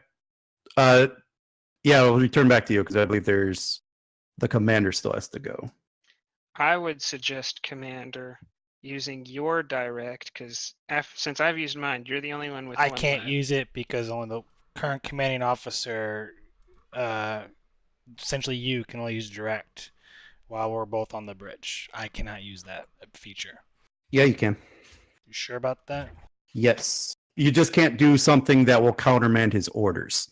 But you both get access to the direct command. Yeah, so like he can't say to Khan, do evasive actions, and you can't tell Khan to do an attack pattern, but you still get the direct. But I believe it's only the first for. I think it's only once per scene, if I'm not mistaken. Once per scene per character. Yeah. I was actually going to scan for weaknesses to try to get us extra damage on one of the bigger ships. I think if you use your abilities with Starrell and he uses... That's going to increase his difficulty for the next attack. But I mean, we can do that. So what I've been doing with a direct is because this is I've been doing for both ships. Since this is technically your turn, I don't include the penalty with having an officer do more than one task, because this is basically your only direct action. I don't put the I don't attack on the negative with it. Yeah, so we need to... Those big ships are the thing that are going to hurt us, so we need to take one more down. So I think you, together with Starrell, could probably take another one down. Okay, we'll do that. Yeah, essentially, Starrell, fire on these coordinates. And then that's command presence, right? And then yes. And then are you telling him to use the torpedoes there as well, or the phasers? I suggest using the phasers on this round, and then I want you to, because we can actually use piercing. Okay. Because that's going to bypass resistance. And And does my strategy/tactics focus count for this, for my assist? What was the focus? Sorry. Strategy and tactics. Yes, I'll allow it. and starship weapons. Yep. Cool. Am I allowed to buy dice at this point while I'm Yeah. getting? Yeah, Okay, yeah, okay. because it's still your task role, assisted by the commander. Okay. Yeah, I'll buy. Actually, I'll buy 2. Be careful. We just need to make sure this thing goes down. Yeah, go ahead and buy 2 because we'll probably get 1 back. All right, so I got you guys down to 3 momentum.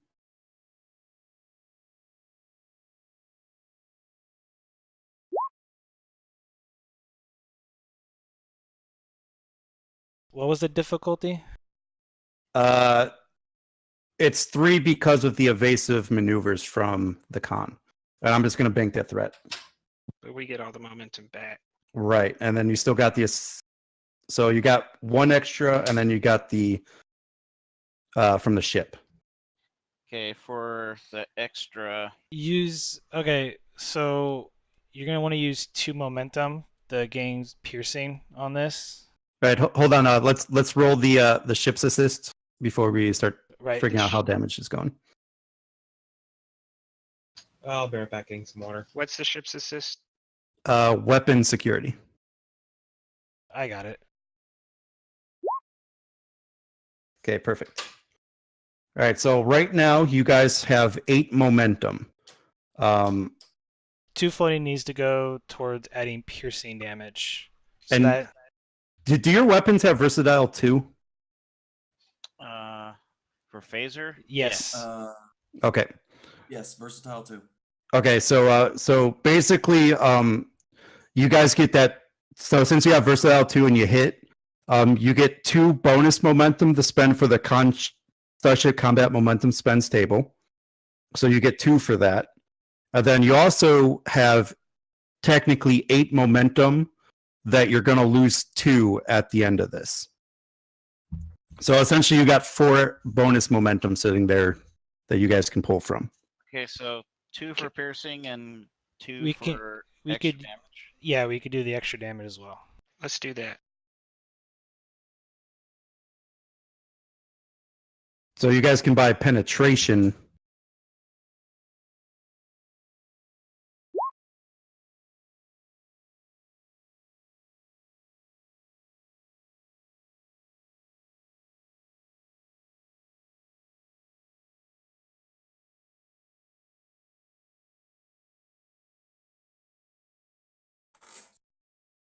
And then you guys purchase penetration, right? So ignores 2 resistance. Yeah. Yeah, Okay. we did penetration and extra damage for the extra 4 momentum. The versatile. Okay, so you got penetration and bonus damage. All right, so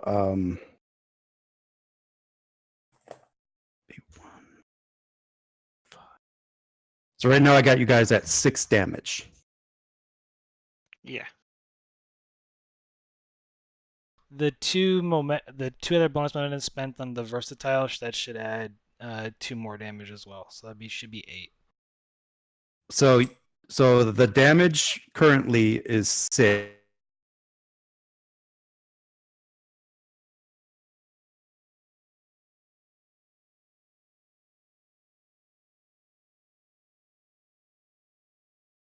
Scale of the ship, which is scale 3. So I would subtract 1. So you guys are at 6 damage.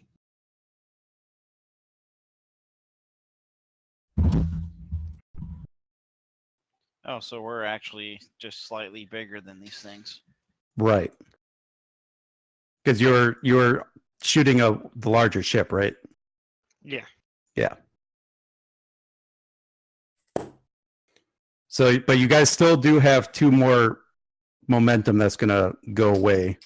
No, that's what I'm saying. The 2 momentum goes to versatile to add damage. Those other 2 to add extra damage. That's what we need to do. Okay. That's yeah. So yes. Okay. Perfect. Okay. Yeah. Now it's at 8. Cool. Misunderstood what you were. Yeah, we're spending the first 1 or 2 of the momentum to go towards piercing to lower the resistance down, and then the other 2 we're going towards the versatile feature to increase the actual damage. Okay. Cool.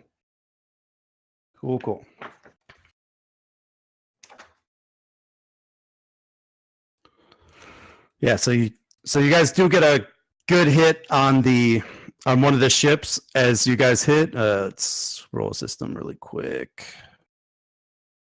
All right, where's that? Somebody roll me a d20. Oh, wait, here it is.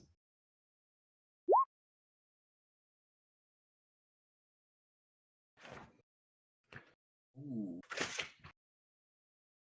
I believe that's the communications array anyway. So as you guys hit your phasers on one of the ships, one of the forward compartments on the ships, the crystal in that area just seems to disengage from that part of the ship, leaving a giant hole where your beam hit.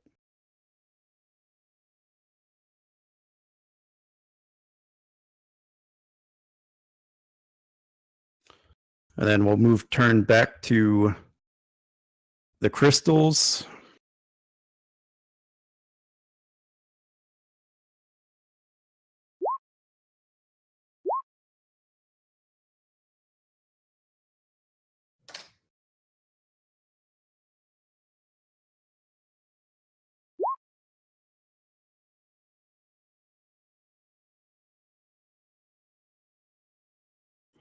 And one of the small shells hits your ship for a single point of shield damage.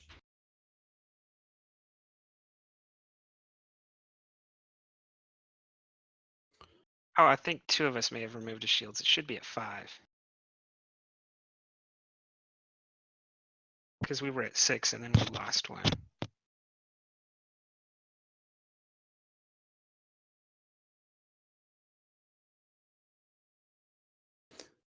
All right, so then it heads back to you guys. Is there anyone still left to go? No, we should be at the top of the round. Okay, so hold on. So actually, I have to do the rest of them. While you do that, I'll be right back. Yeah, this might take a minute.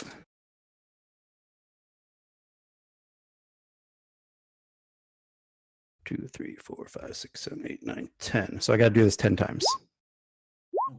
Cool.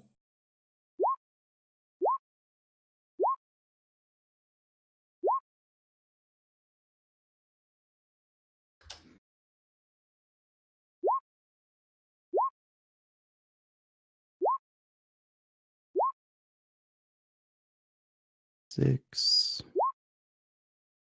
7, 8, 9, 10. All right. So number's 3, right? Yeah, so I got 2 hits out of all of that.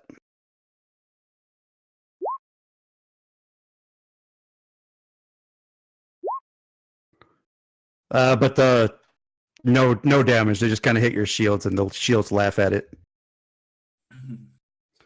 So now we go back to the top of the order. What happened? Just some minor shots to the shields. They don't even bring down the shields. Quick question. How many of them are left?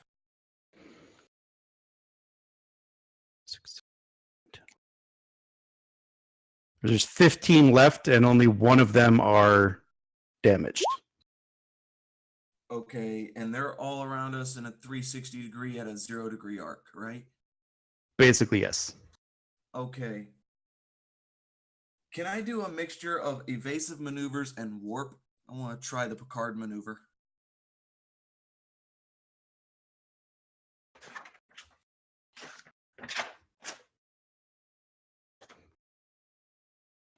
Let me pull up your task really quick. That would be, he's trying to, I think, create an advantage on that. Well, because there's actually a thing called warp here that they can do. So really, it's just gonna cost power for the Yeah. number of zones you want to move. Yeah. Which, what I'm trying to do is basically move just a split second. Put our. Have you? Good grief. You remember the Star Trek episode where Picard does the Picard maneuver on Riker? Right. I'm trying to replicate that.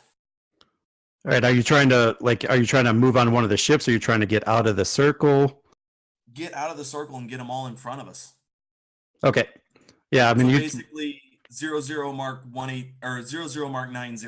right. So basically, it's just a power requirement for how many zones you want to move. So like right now, you're probably in medium range. Everybody's in weapons range.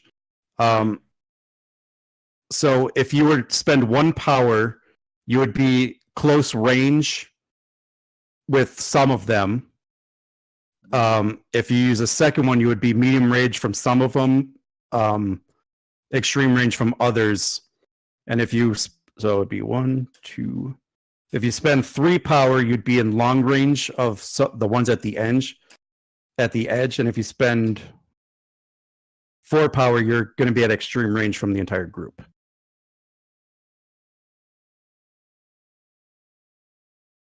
Okay.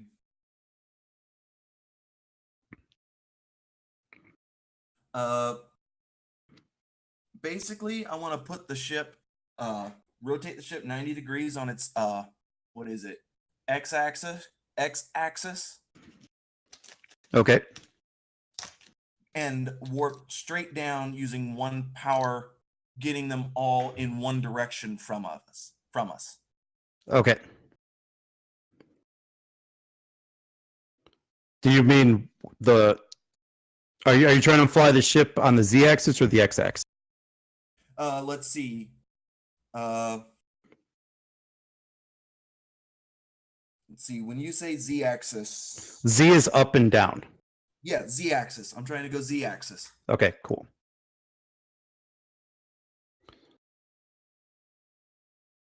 So that should be another daring con roll. Like I said, to do the warp, it's just power requirements, and it's really how far do you want to be from them. Okay. Wait, hold on. Another thing to consider, like where the big ships are and where you're moving to. Like you probably don't want to get closer to the big ships. What is this gonna do for us? Well, right now they're surrounding us, and I'm trying to get them all in front of us. You could actually just impulse us away, or warp. I mean, you could do either or. Here's the thing though. Here's what you can technically do is when you move us, you get a roll, and we're at max momentum right now. So whatever momentum we gain from that roll, you can then immediately spend 2 momentum to gain another task as a swift task. Okay. That's and what then I'll do. you then can do like an attack pattern or another evasive action. All right, I'll do it that way then. I'll use evasive action first.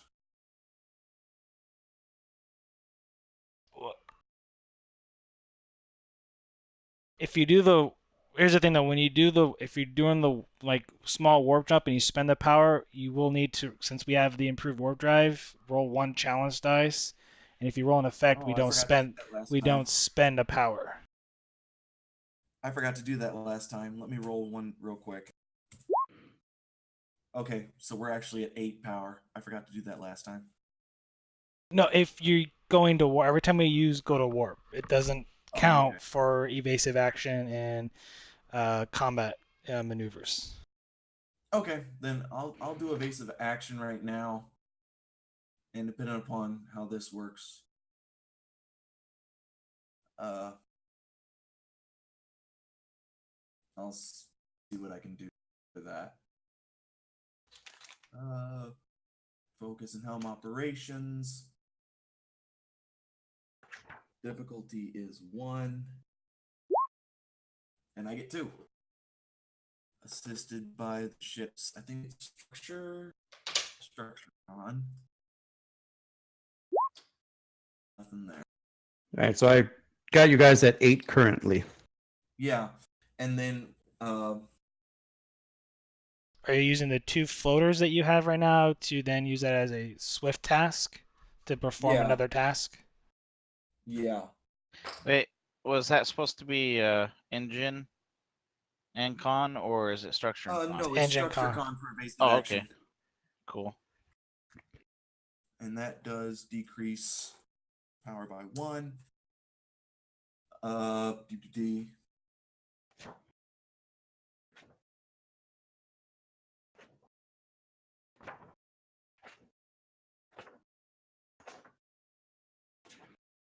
My question is though, are you wanting to are you wanting to move us now at this point, or you're wanting, because you could technically fire weapons too. You can do an override task and actually fire. Really? Yes. Yeah, but the firing is going to be at a +1 because it's not the correct system, and then because this is your second task, so basically it's going to be a +4, or it's going to be difficulty 4 for you Right. for the swift action, and then for it not being the correct console. Actually, what I'm gonna do is I'm going to go on ahead and after the evasive action,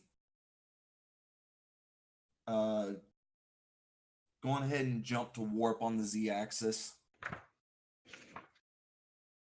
for it'd be 1 power. It all depends on how far you want to move, like on how much distance you want to give yourself. Right. So right now you're in medium range. You would probably, so if you wanted to move the long range, for example, to be out of their phaser range, it would probably be 2 power to do. Okay.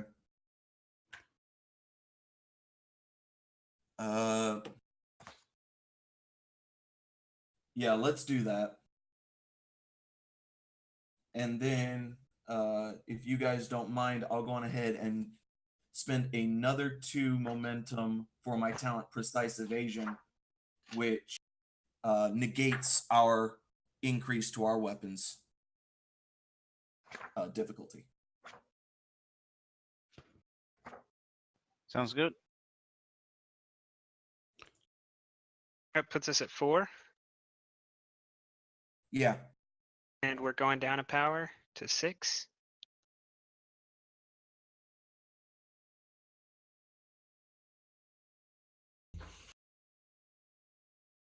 So yeah, after his evasive maneuvers and then his quick jump to warp, you guys are in long range. It doesn't matter if you're up or down; you're just in long range from the fleet.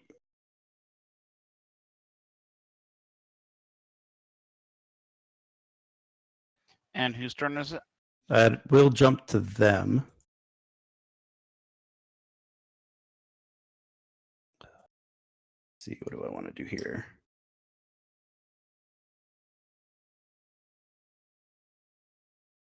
All right, I'm going to spend 6 threat here.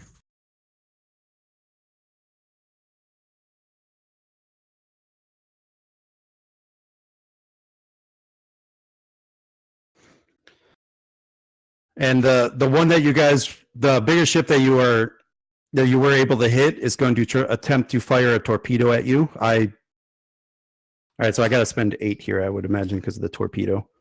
And I bought 3 dice.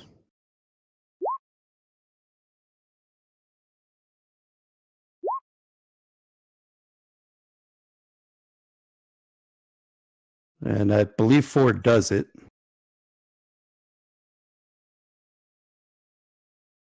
It should be 5 for the difficulty because he did evasive action. Right, so that increases it to 1, but torpedoes are long range.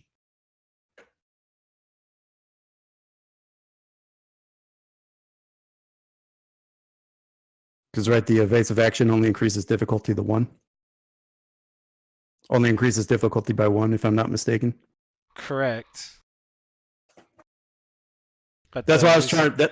That's why I was trying to get the longer what range you guys are in. Oh, torpedoes are 3 anyway, so yeah, so it's still 4 successes though.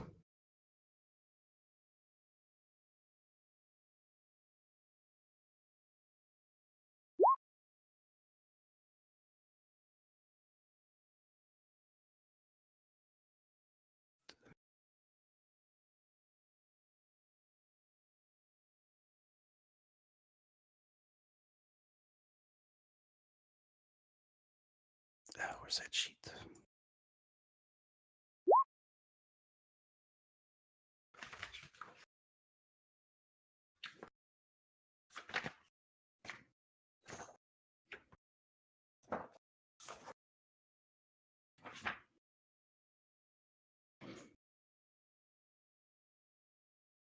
All right, so actually, so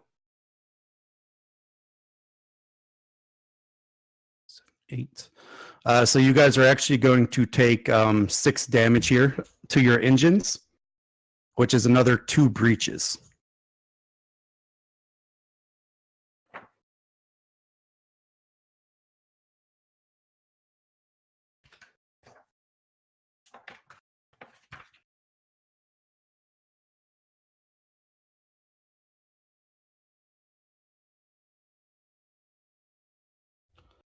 So they have disabled your engines with that torpedo volley.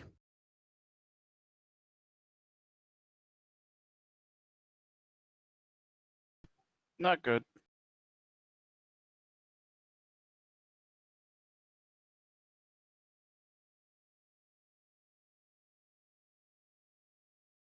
Did we lose somebody? I don't know. Are they AFK? I'm here. I am here as well. We lost the ensign, I think. Oh, you mean in the Oh dear.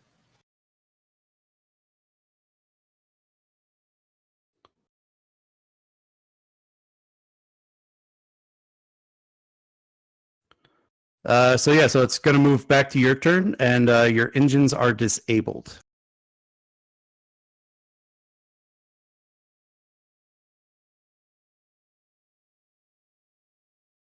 Okay, so it's okay. Who's first again? So the ensign already went, so it's going to be somebody else's turn. Whoever you guys want to go. I could go again and see if I can get another damage control team sent to the engines. No, we should be fine if they. What do we have on shields right now? Do we have any? Well, you took 6 more points to the shields with that torpedo. I can do another regenerate shield action.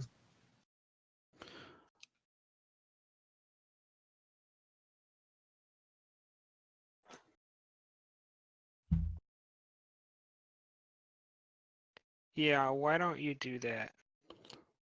All right. Could someone roll the ship's structure plus engineering once I get my roll in? Control plus engineering to 1.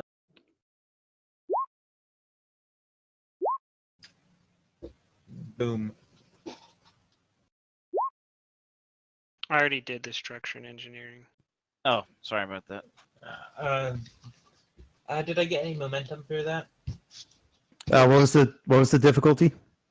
The difficulty is 1 plus 1 if fields are at 0. I don't think they are, so.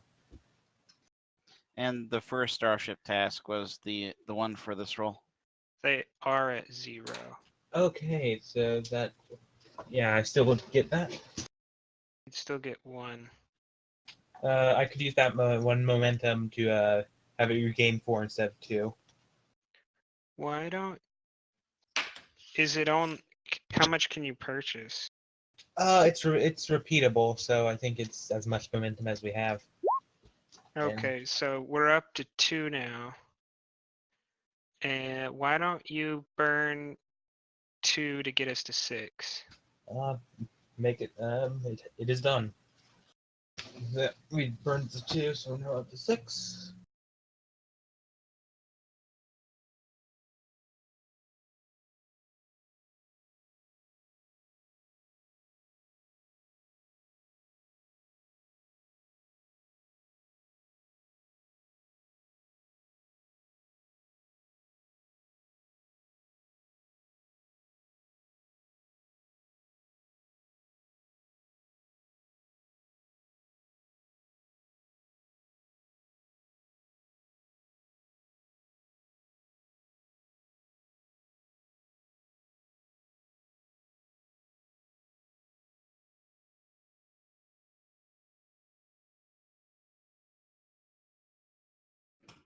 Right. So you guys, how much momentum are you guys back down to 6 then? We're down to 3 momentum and we're up to 6 shields by my count. Okay, so he gained 3 momentum, which from my count puts you at 9, Oh, unless I'm wrong, but which I could be. well, we had actually I may have been wrong, and I don't know how much momentum we had. I may have been wrong on that. So Yeah, I probably we'll prefer to use do- my number. I had 6. So you spent 3 to try to put more power to the shields.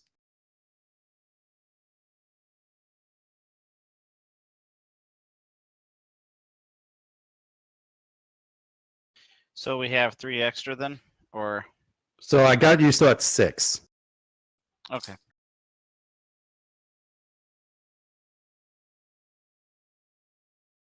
And we can spend 2 to keep it on our side. Yes.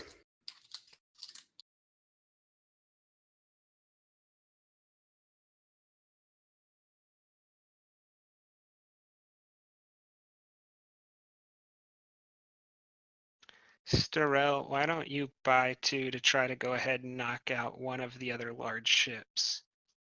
So we can reduce the number of ships that can do serious damage to us to 1 this Yeah. turn. You want me to shoot at the one that just shot at us, the damage one, or like one that we didn't shoot yet? No, the damaged one just shot at us, so you can shoot at either of the 2 remaining large ones. Okay. And they're at long range, so it'd be torpedoes. Yeah, that's fine. All right, so I get my 2 threat. And this will be difficulty 3. Okay, so we're down to 4 momentum. I'm going to buy 1 dice. We were just at 6 and you spent 1 momentum? Well, we spent 2 Oh, okay. to keep it our turn, and then they spent 1 to get a die. Ah, yes, that's right. So yes, you guys are down to 3. And I would pour on the focuses talents, whatever you got. This has got to die. Yep. Yeah, I have the starship weapons active. And if someone can roll for the ship assist, please. Don't be afraid to buy a die too. He did. Yeah, I did. Okay, starship weapons and what? Weapon security.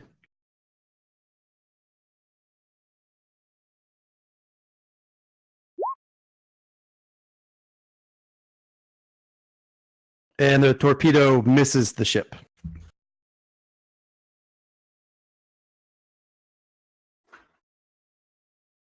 Oh, that sucks.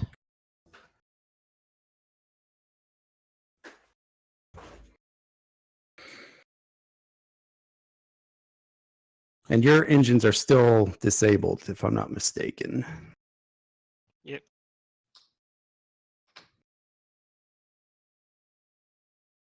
What's happening? No. It seems our chief engineer dropped off.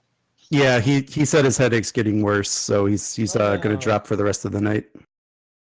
I hope he feels better. Yeah, he said he wasn't feeling good earlier, so he said it's getting worse. All right, so one of the larger ships moves within medium range of you guys.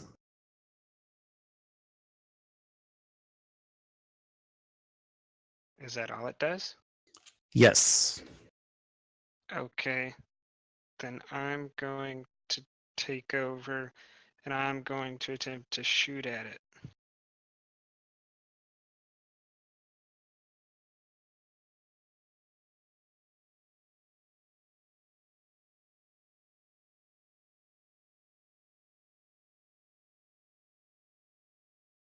I believe this will be. Are you taking his spot? Because you can't really take over his spot because he's still in it. He would have to move for you to do that. No, but I should have like access to a console or something, don't I? Yeah, that's what I'm asking. Like if you do that, if you do that, It it's doesn't gonna. matter. It doesn't really matter what I say. Whatever it is, it's going to be +1. Okay. Yeah. Yep. That's what I was asking.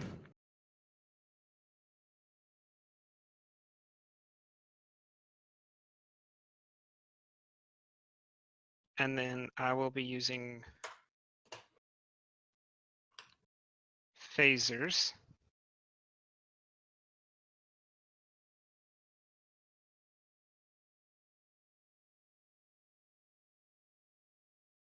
And can I use a value?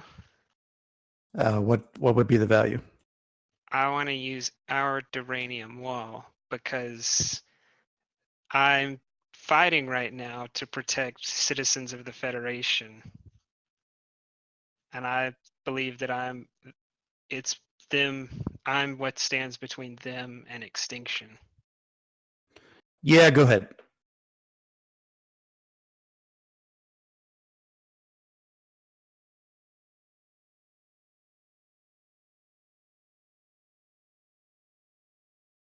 So what's the role on that? What's the So it's still gonna be your control security. It's difficulty 3, but then it's assisted by the ship's weapon security. And since you're using the determination, you get yeah. you get two successes. So you just got to do your task roll. Could I use a focus of lead by example? Yeah, go ahead.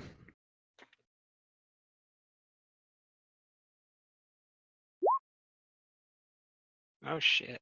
All right, but you still got 2 successes, so you can be assisted by the ship. So you get 1 momentum. So you just got to roll phaser damage.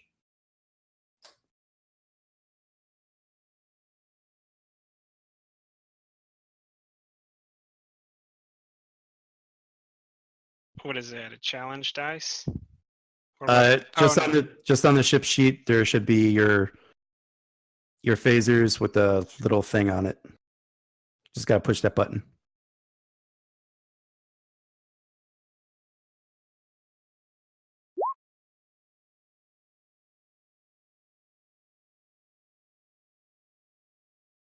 All right, so far I have you at 5 damage. I believe. And then you get the versatile 2.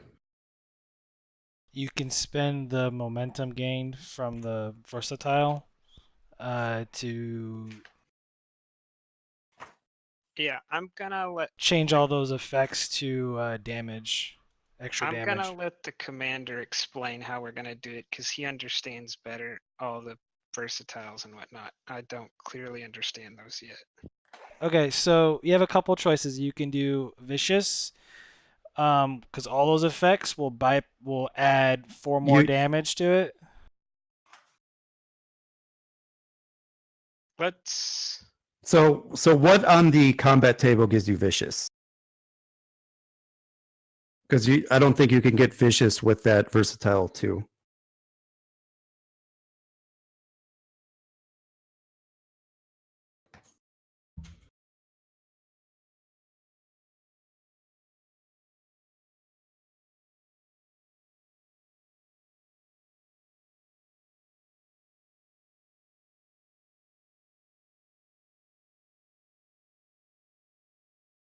I'm guessing the phase ray does not have charge. What's that? I guess the phase ray does not have the charge ability to it. Yeah, but he has to do that before rolling. That's He has to true. say he's charging it. Yeah.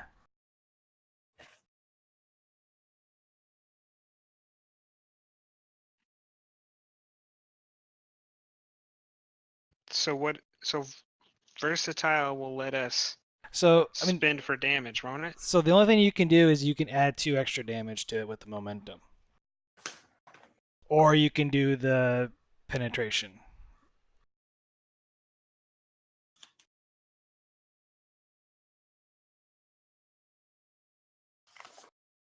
You can also there's bonus damage penetration, reroll damage, devastating or yeah, devastating attack, and power loss. What page is that on again? It's 232. Yep. Thank you.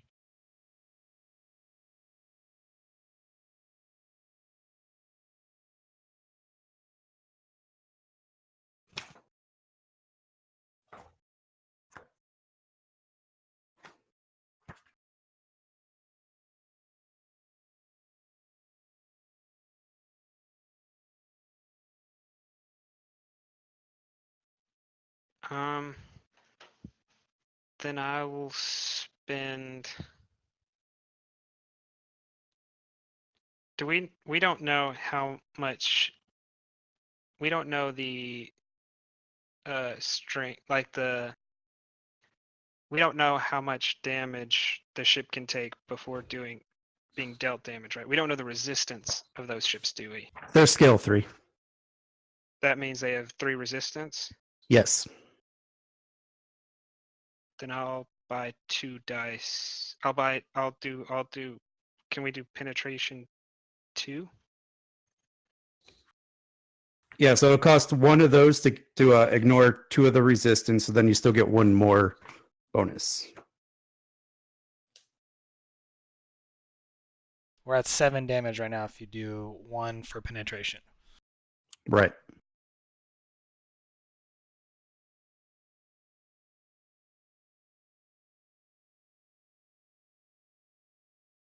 So you can do one more bonus damage, or We can technically bank it too. oh, that's true. I'm just trying to make sure we destroy the ship. I Are we would- within range?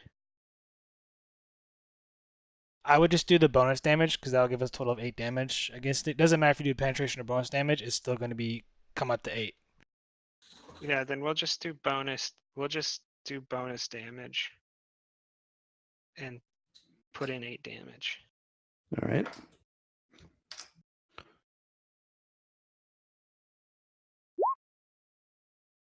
Cool. Yeah, so you do 8 points of damage to the ship as you hit it. Again, shards of crystal do come apart from it, and there are some holes that are starting to form in the ship, but it's still intact.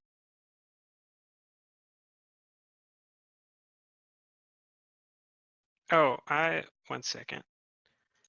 I would like to roll to see if I get my determination back. Okay. It's a challenge die with an effect giving the determination back, correct? Yeah.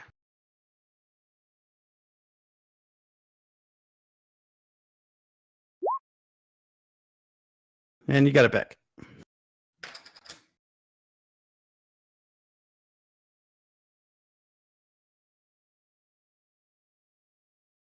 And then we'll jump to their turns, and another one of the larger ships moves into medium range.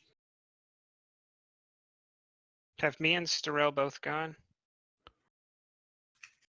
Starell has gone, the ensign has gone, and you have gone.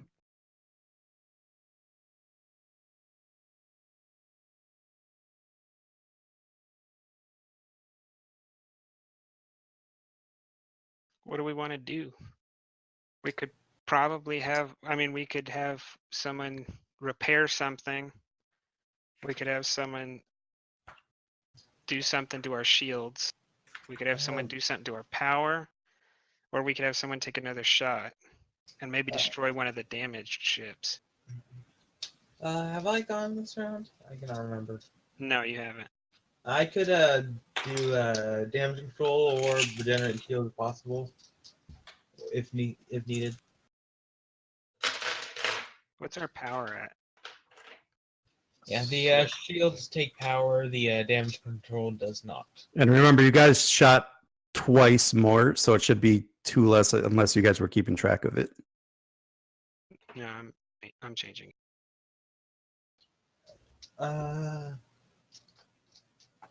So we're at 4 power.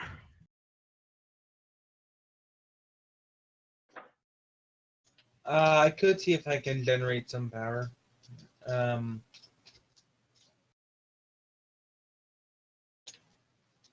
Yeah.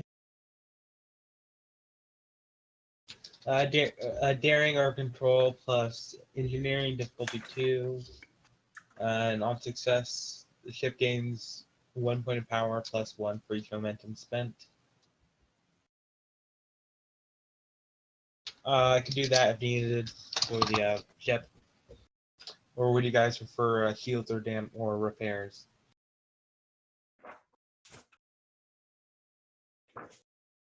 I'd probably say the power, because yeah, we're gonna need it. Yeah. All right. Okay. Control plus engineering, difficulty 2, difficulty 2.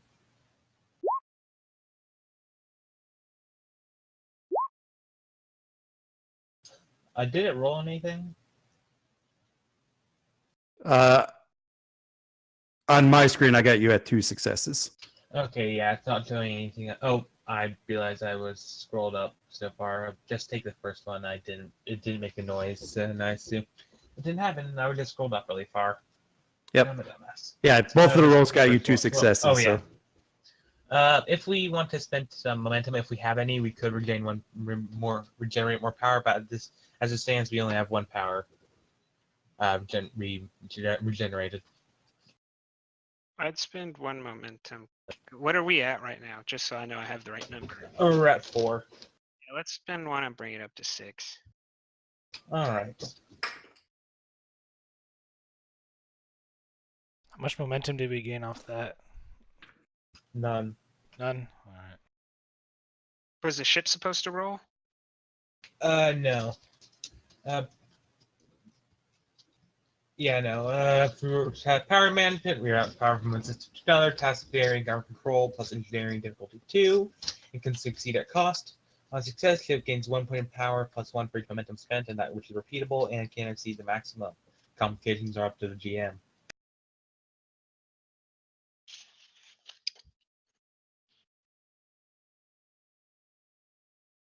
I guess that's what we did. All right. The third remaining cruiser type ship enters medium range.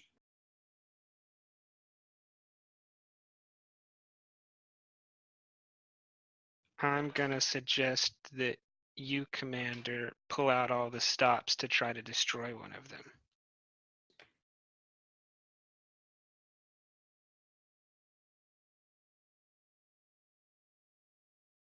What So we have damage to the engines, right? Currently, we have a breach on that. That's We have So your engines are currently disabled, and you have damaged structure. So you have 2 breaches on your structure. You have 4 breaches on your engines. If you get another breach on your engine, it could cause a warp core breach.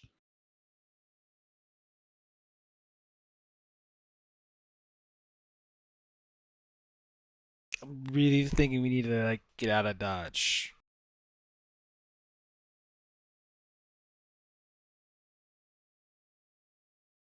Yeah.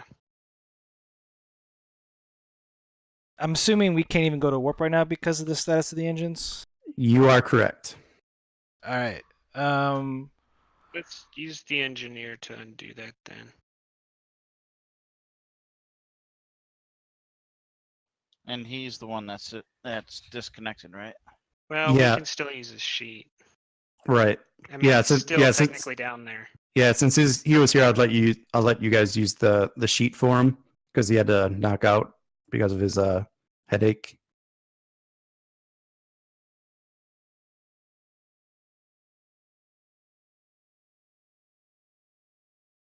So so to repair the engines, you basically have two options.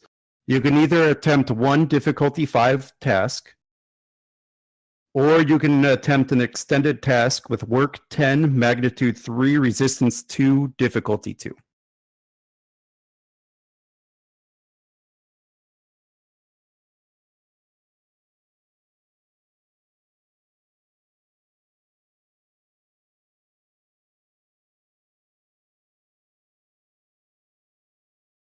Is it assisted by the ship? No. No, this is a repair task. So it would be the chief engineer and engineer number 1 or 2, whichever one has the. In I think one of them has engine repair.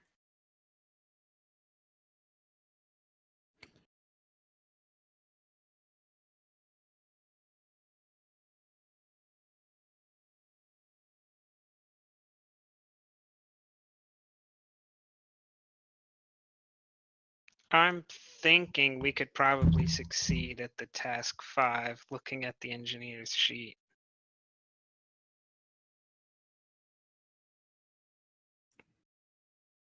Yeah, one of them has propulsion systems. Engineer number 1. Well, I'm looking at the commanders. Oh. And I guess no one else can see it, but The commander can. well, if you want to look at it, I think between his, what would the roll be for just the one roll? So it'd probably be either control or reason and engineering, Okay, that's fine. whichever was higher. They're the same. Okay. So I'm thinking with his control and engineering, he's got a value and he's got focuses and we can buy a dice. So I think between if we pulled out all the stops with him, we could succeed and get out of here. What about burning his determination? Yeah, that's what I meant by his value. Oh, okay. Yeah, because that puts us at 2 successes, so then we can buy a dice maybe, and we only have to beat 3. What's the difficulty? 3? 5. The difficulty's 5. I'm saying we can burn his determination to make it basically a difficulty 3. And then use focuses and buy a dice maybe. Or buy 2 dice.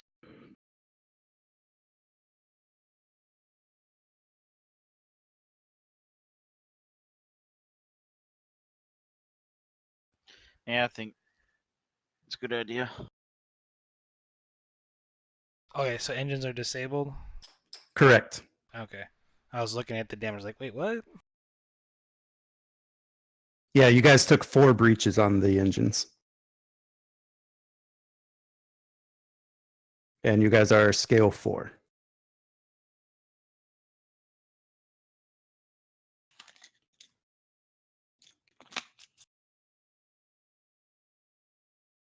Yeah, just I would repair them. Okay. That's what we're gonna do then. I'm gonna make the go for the just the difficulty 5. And then I'm gonna burn his determination with there's nothing I can't fix. Mm-hmm. and then a control engineering, and his sheet does not have the momentum on it. Can someone give me? I got you at 3 momentum. So to buy another dice, it'll be 2 momentum. Oh, because it counts as 1 spent. Okay, Right. we'll do that. So Because right now you're rolling 2. Like I didn't miss anything. okay, so and then a focus of power systems. Yes. Or Starship Propulsion would probably be the one to go with here. Okay. Or Warp Field Dynamics. All those are good. If only we could use them all at the same time. Okay, so a task roll of 3 with the focus. And you on that spot control engineering. all right, and you did buy an extra dice after the determination? Yeah. Okay. So I got you at 1 momentum currently. That should do it. 4, 5, and then you get the assist from the other guy. Does someone have other guys' sheet? Yeah, I got him. What is it? Control and engineering? Yep. And then if he has any applicable focus. And this one is really just to see if you get any momentum banked.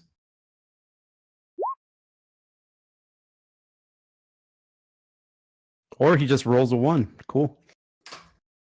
So you guys get the momentum back. And Lieutenant Argyle, with a few slick words and some loving turns of a wrench, gets the warp propulsion systems back online.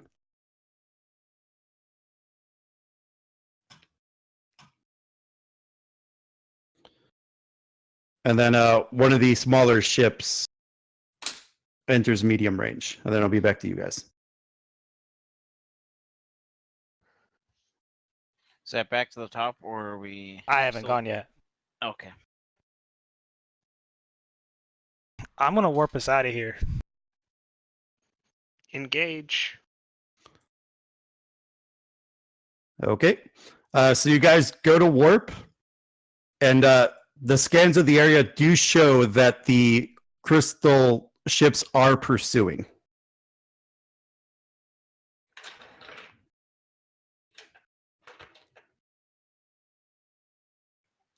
Where are we flying towards? Like any star bases or other fleets or anything? Do I know of anything in the area? Not really in this area, but I think this is more of a point the ship somewhere and go.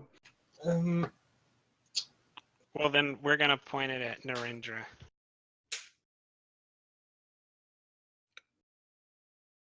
Yep.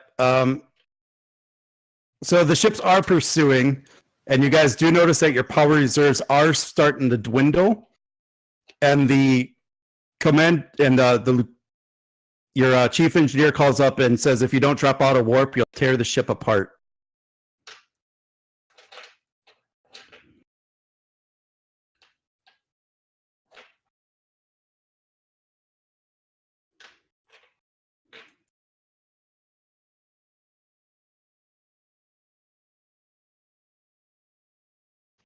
I'm gonna look to the commander.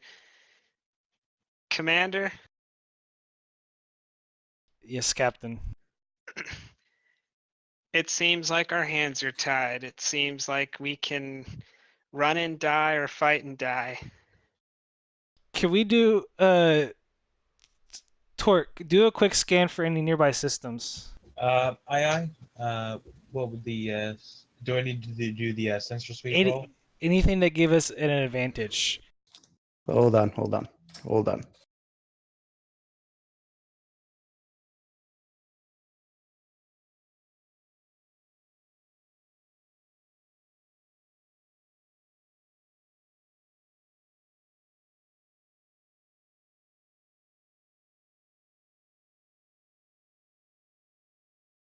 All right, Katork, I sent you a message. Scans show that there is a small planetary nebula nearby that could be used to hide the ship. I recommend we head to the nebula, sir.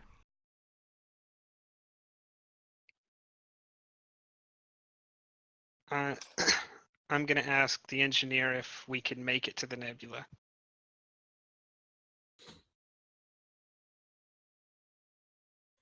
He says yes, but you gotta hurry. Ensign, take us to the nebula.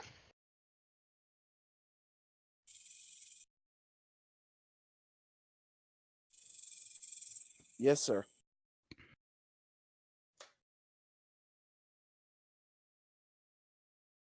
Yes, sir.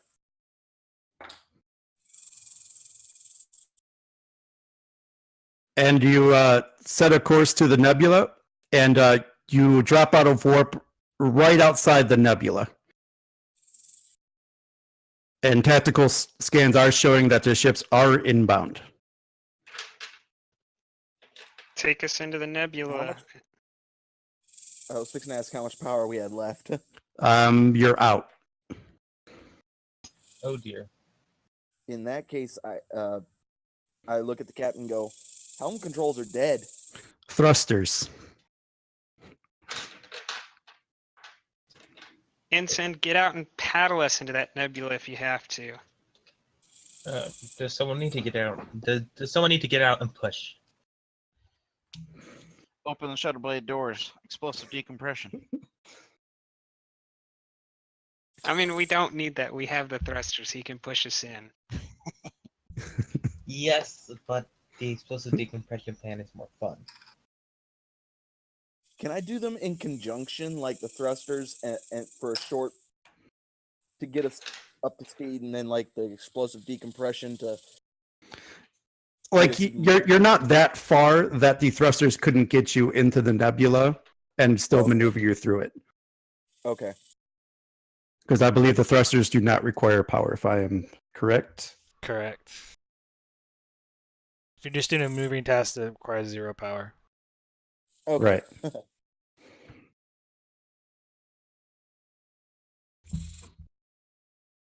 All right, and this will be a new scene, so you guys are down to 2 momentum. Be right back.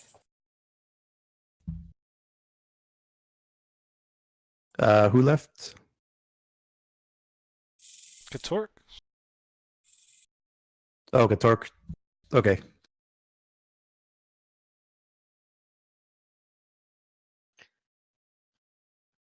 Well, good thinking with that scan, Commander. That's what I'm here for, sir. Give you a second opinion.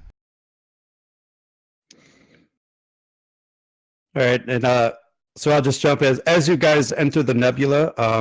Sorrel, I gave you a little message. I'm back.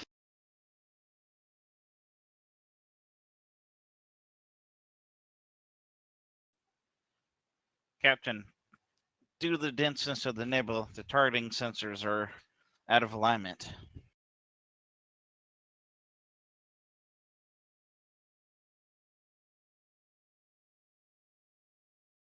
Can you realign them?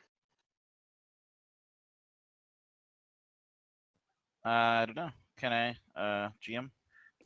Yeah, you can make an adjustment to the sensors, which is going to be a task roll of reason plus science or security difficulty 2. Can it be assisted by the sensors? No, because you're making an adjustment to the sensors. You said reason and science or security? Correct.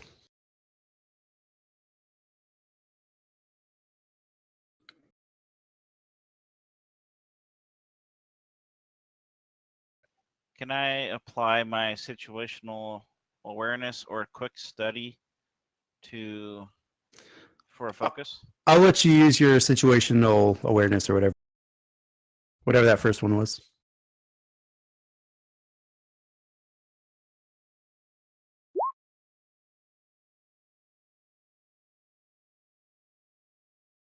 Okay. The targeting sensors still seem to be out of alignment, even with your attempted modification. And I relay that to the captain. Is Katork back? Aye. Katork, see if you can help him. All right, so I only let the one task roll for the duration of the scene. Inside the nebula, your weapons are one difficulty harder to hit.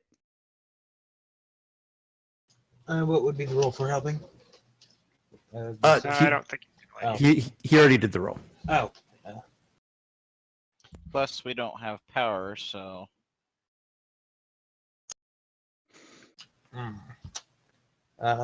Do we have? Hmm. Katork, see if you can get us a boost in power. All right. I'll see what I can do. That is control and engineering.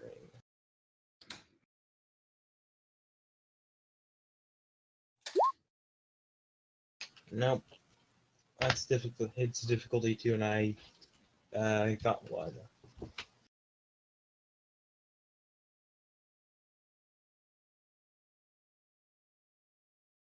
Did you succeed or? No, I was unable to succeed. Seems Okay. that we're just that low on power. Can't really get anything from transferring anything from anything that's not drained.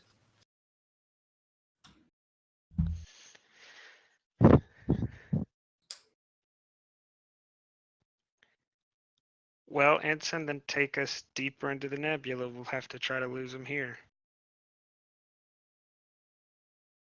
Cyril, check your message. oh, sorry.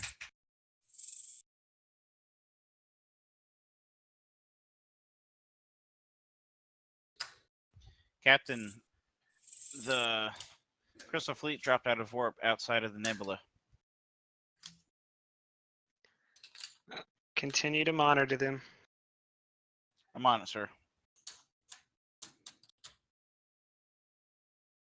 And I move us further into the nebula. Okay.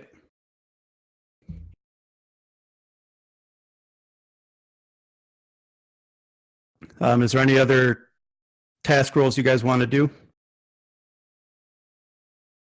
Who didn't go yet? I Engineer?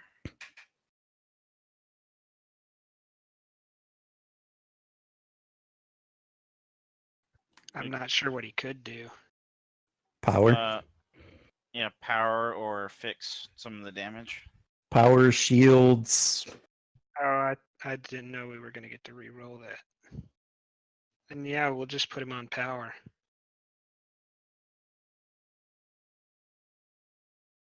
Yeah, because remember, engineering gets all the same task rolls as the ops, just they're one difficulty less because they're doing it from engineering.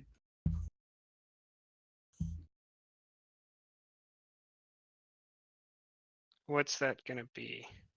So for power management, it's you're doing power, right? Is that what you're trying to do? Daring or control plus engineering, and yours would be difficulty 1. With the focus and power systems. Yes.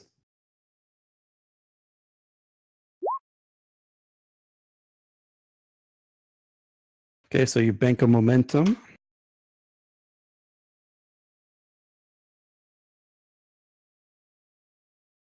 And then I guess. How many can we gain by spending? so you get 1 power, and then you get 1 additional power per momentum spent, which is repeatable. I guess let's spend. What do y'all think? How many? You could spend it all, and then if we can actually get some momentum gain from maneuvering and stuff like that, that would help out. But Yeah, I was thinking we spend them all. I just wanted second opinions before I did it. And we'll buy up to 4 power. All right. So you guys are at 4 power. Anyone else need to still go in this round? So did I lost track. I thought we had exited combat or something when we flew. So I am still keeping you guys in combat for the duration of the scene. So all these are still happening in combat and congruent with what they're doing. There's a reason. There's a reason I want to do this. Okay, then I have no idea who's gone because there's been so much done since we started this. So yeah, I had Ensign move you guys into the nebula. I had Katork attempt power. I had the engineer attempt power. Okay, I didn't know if it started from the nebula or when we were still going on a turn from earlier. Right. So when he maneuvered into the nebula, that was the start of the round in the scene. So that's been Katork, the ensign, and the engineer. Right. And And Starell. Then I am going to.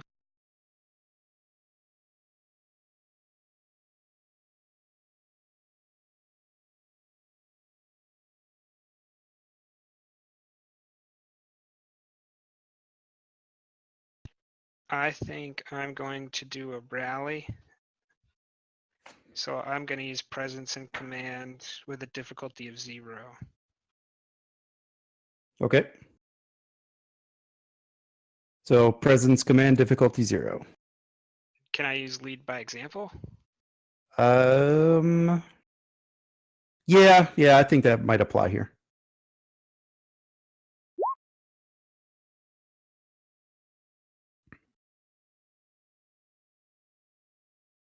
That's 3. Oh, yep. So you guys get 3 momentum. I would suggest that the commander could do the same.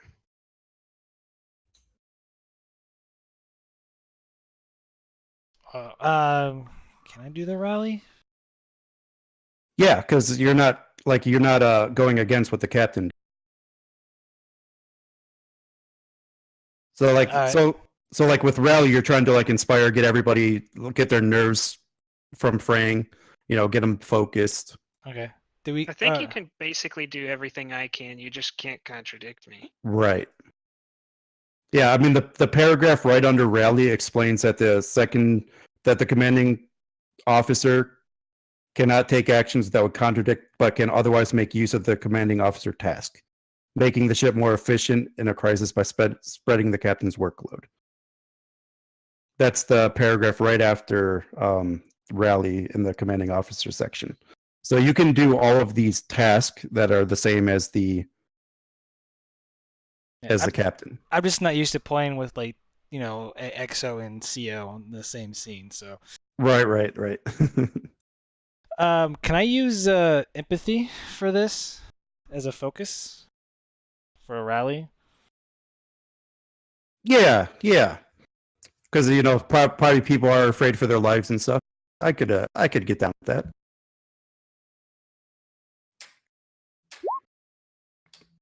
And you guys are up to 5 momentum. And I believe it's just Starell that needs to go. Starell was with the sensors. Yep. He went to line the phasers. Gotcha. Yes, that is correct. That is correct.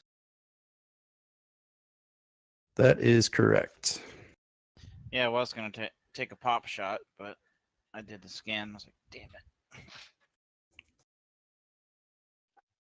I guess I haven't asked. Do we know if we're hidden from them? Do we know if they're tracking us anymore? Hold on.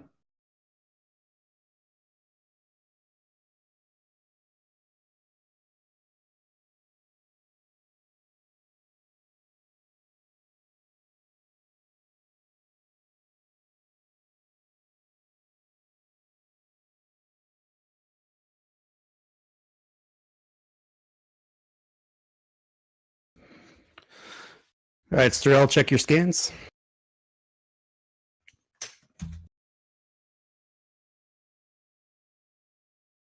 All right, Captain. The bulk of the fleet went into warp.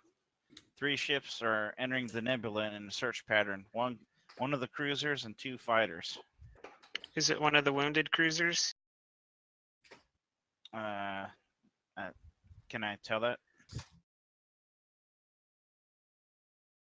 Should have a hole in it. Yeah. Scan show no damage.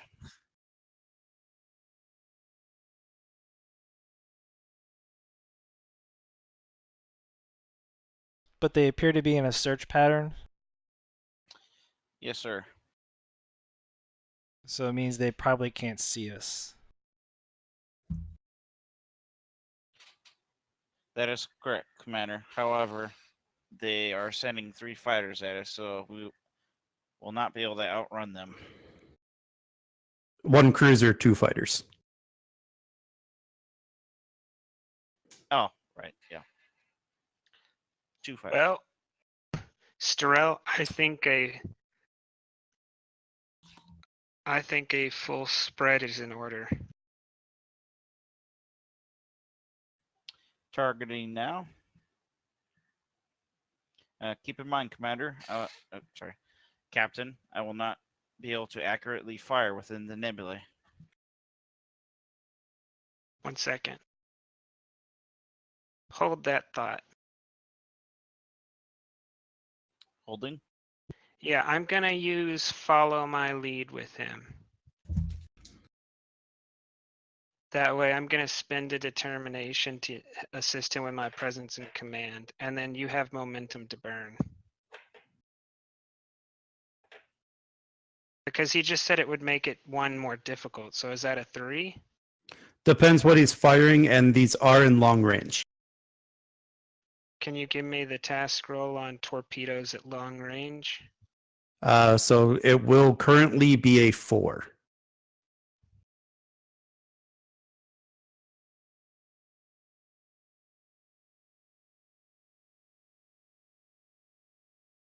Yeah, then I'll do that. I'll spend a determination to use my presence and command to assist, and then I suggest you spend a momentum to buy a dice. You want to target the big one, I'm assuming? Yeah. Or we might need to buy 2. I don't know what y'all think. I say 2, we got 5 momentum. Feel free to pipe in, Commander. Should be fine. We always be able to get momentum back, so. Okay. Then he should be rolling whatever the roll is for that on a task roll of 3, and I'll roll presence and command a task roll of 1. So you guys, so you spent 1 momentum, correct? 3. No, he spent 3 momentum. I spent my determination. Right. So you guys are down to 2 momentum. And then can I use a focus lead by example? Yeah.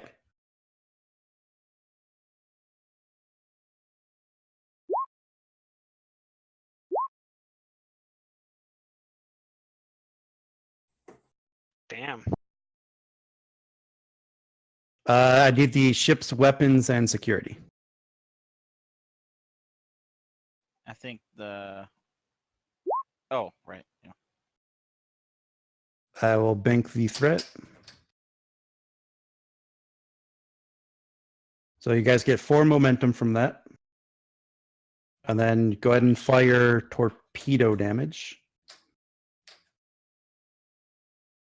And you fired it spread, right? Yeah. Yeah.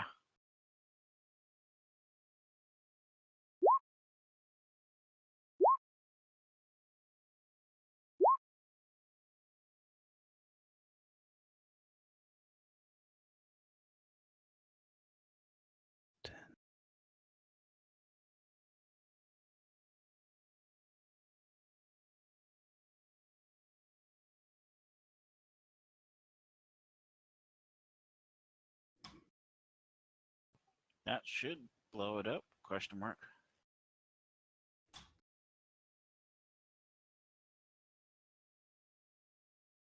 Yes, it does. Excellent.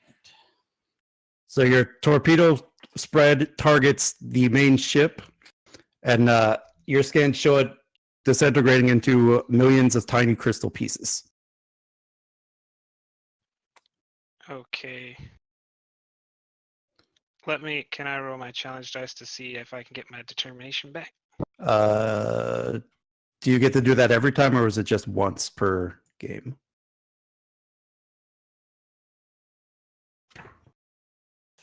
It just says whenever a point of determination is spent. All right. If that's the case, then go for it.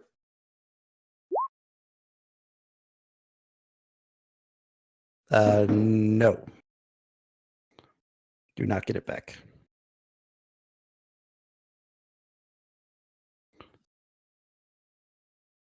And the two other shuttles are still continuing their search pattern. They haven't seen us?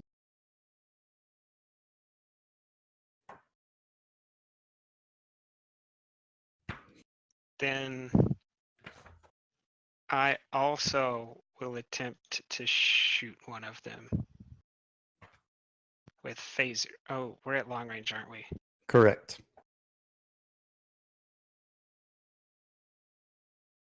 Now remember, you could maneuver in this. You guys have power, you have thrusters.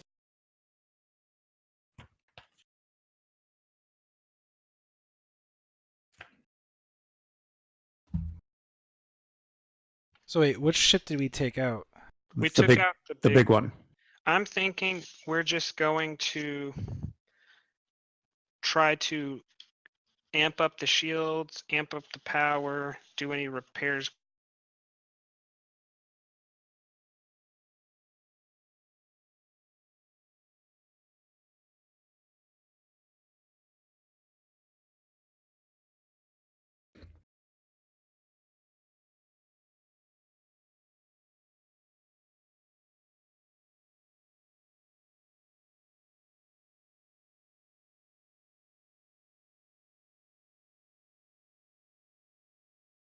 Who hasn't gone this round? The only ones that have went, I believe, are Storell and the captain. Did I don't think I actually went, did I? Well, you used follow my lead, so I would consider that going. So we can do more repairs, engineer, or etc.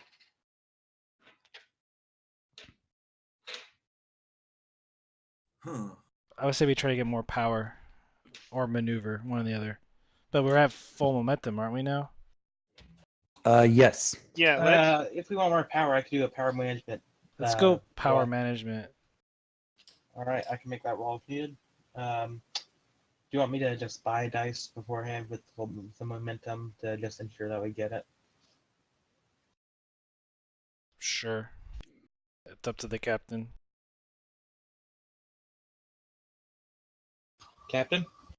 yeah, you can spend some. Wait, what's the difficulty? Difficulty 2, so it's not assured if I roll 2, and I would just like to make sure. And you don't have relevant focuses? No. Okay, then I use didn't. the momentum.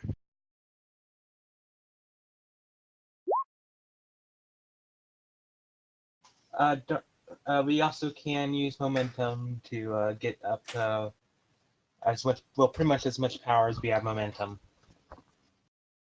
So this 1 power for momentum, we do get 1 power from this. I say just spend 1 right now. That gives 6. All right.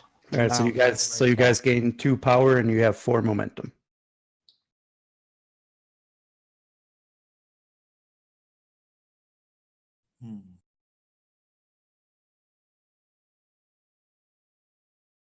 That should be it for this turn. Well, we still have the engineer, right? Well, we gotta wait for them, don't we? They already went. I kind of took their turns together. Okay. So the search pattern, the movement in the search pattern was their turn. There's no damage control to be done because all the effects have been removed. I guess we can use him to regenerate shields. Captain, you see the ensign literally visibly shake his head, and what you get is what I sent you via private message.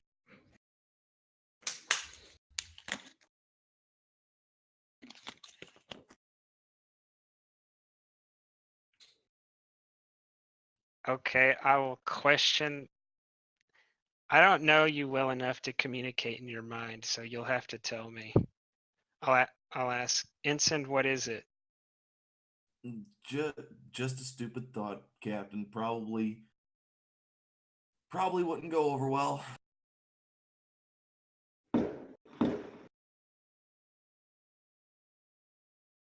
What I was thinking was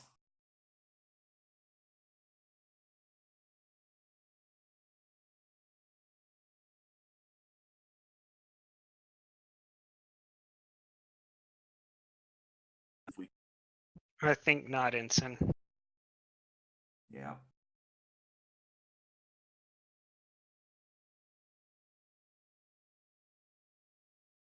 What will be the difficulty for firing a salvo of torpedoes right now?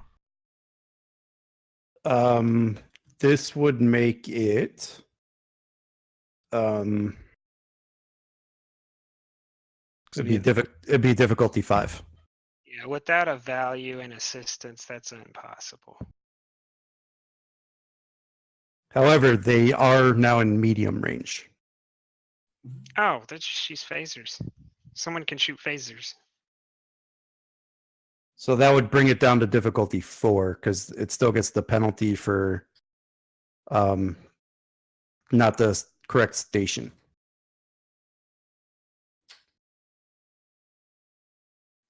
If you don't mind me going, I'm gonna do a direct order to Starell to fire phasers at one of the shuttles. Oh, it's a change in scene. I'm Are glad we you said that. are we still at long range? I'm back to medium. You're in medium. Oh, okay. All right. Stroll targets the nearest one, and So this is fires. difficulty 3 then. Okay. I'll use a momentum.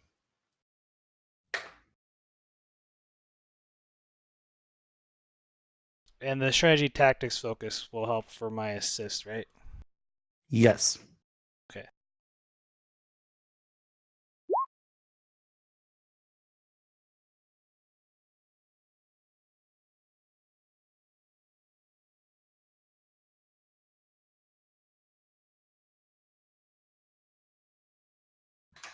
Oh yeah. Okay. Well, it lagged out for a second, but yeah, first one.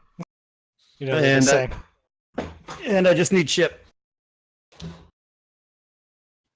What's the ship doing? Weapon? That roll right there. Perfect. So you guys are technically at 7 momentum. I need phaser damage.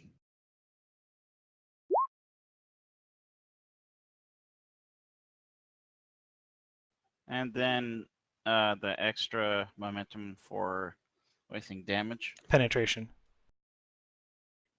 Yeah. So you guys really don't need it. In one blast, you just disintegrate that fighter. Nice.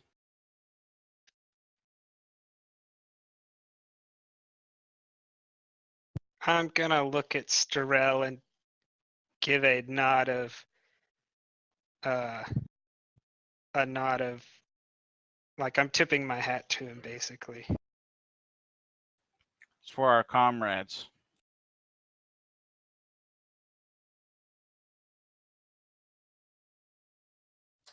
And then That's what Stroll says. who's left? That'd be me.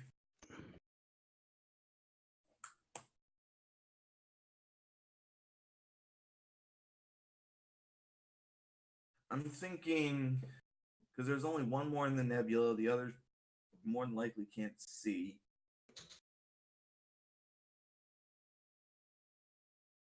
Getting ready to do that. You could do because they're in medium range, you could do a attack maneuver. Yeah. It'll cost us 1 power, which we should be at 5 right now because we use phasers. Yeah.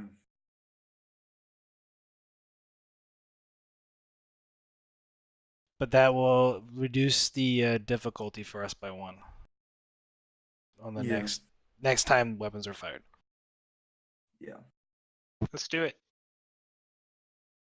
Yeah. Let's do that. Daring Con, assisted by Weapons Con.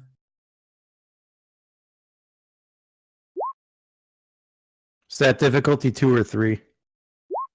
Difficulty 2. 2. Okay, perfect. So you guys, so again, you bank 2 more, but I think you're over what you have. Yeah. Or it would be 8. Yeah. Unfortunately, I don't think there's anything else you could do. We could. No, we can't. Can we spend 2 to keep it on our side?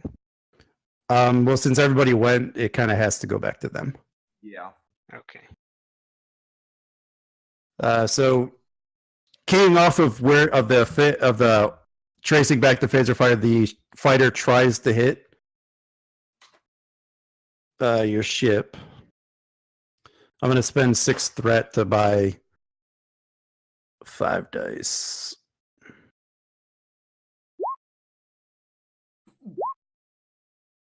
Because I don't think it will matter. It's a lot of zeros. Yeah, they just needed a 3 to hit, though. Yeah. 16, I do not think is your engines, correct? That's only 4 damage, right? I know, but I have a lot of threat to spend. He's trying to Structure. kill us. Yeah, I know. So I'm going to spend the rest of my threat, which will be 6, to increase the damage to this. So I believe you guys will just take 6 damage. Yeah, because our resistance is currently 5 plus the 6 shields. Oh, 5? No, or is it 4? It's 4 because Yeah. attack pattern doesn't up our. Yeah, so it still doesn't go over our resistance. Yeah, so what I rolled doesn't matter because that's your resistance. So the 6 extra threat I spent gives you the 6 damage to your structure, which that will be a breach. Why doesn't the shield stop that? Because it's so you get a breach if you take 5 or more damage after reducing for resistance. Okay.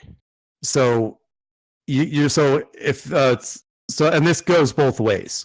So if you do 5 or more damage to another ship, they also get a breach. And Okay. but for NPCs, breaches mean different things than for you. Our shields are currently gone. Okay, so you get 2 breaches to your structure then. So I gotta go roll 1 more of these.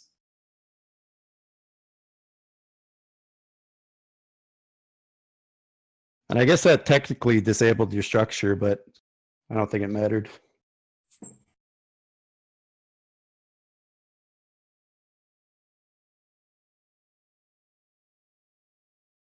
And it passes back to you guys.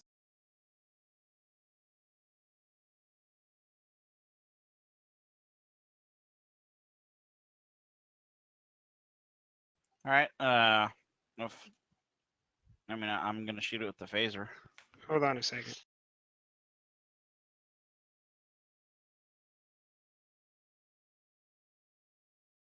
What's the difficulty going to be to shoot it with the phaser? Still 3. Even with the attack pattern? Oh, then it'll be 2. Oh, then Starrell, just use focuses and buy some dice to get it over the limit. All right. I'm going to. You want me to spend 3 momentum or just 1?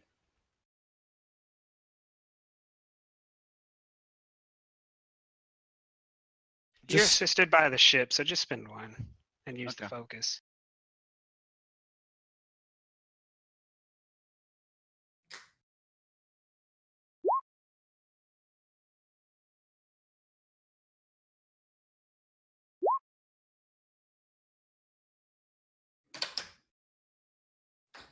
Right, I believe you get your momentum back and you can roll damage. And I got you guys at 6 momentum still. I'll be right back.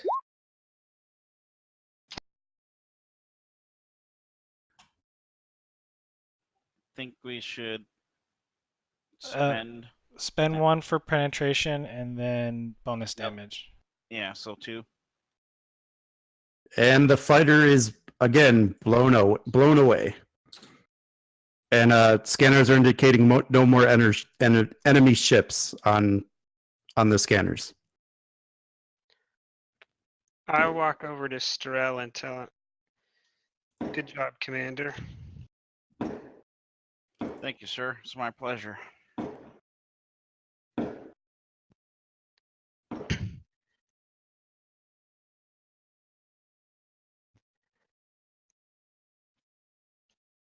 Then I'm gonna say, Commander and Lieutenant Commander,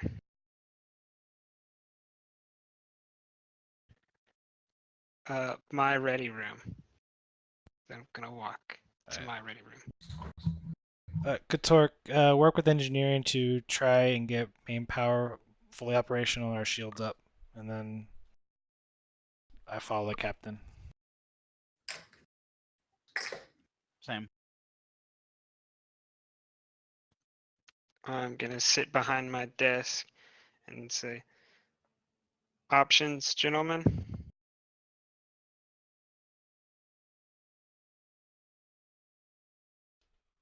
We've only taken out 3 or 4 of the ships out of the 16. That leaves 12 enemy vessels in that fleet. I don't think we can stand up toe-to-toe fight against 12 vessels, and at least not in our current condition, Captain. As Yeah. well. I think the number, Commander, I would say I think that number's misleading. I'm back. So far, the small ships have meant nothing to us. It's only those heavy ships, and the remaining 2 are damaged. Yep. But I concur with your overall assessment that this is an untenable situation. Sir, don't also forget that the original mission, we're there to recover the crew, and there's no sign of them yet. I think we should update Starfleet with the situation and ask for reinforcements.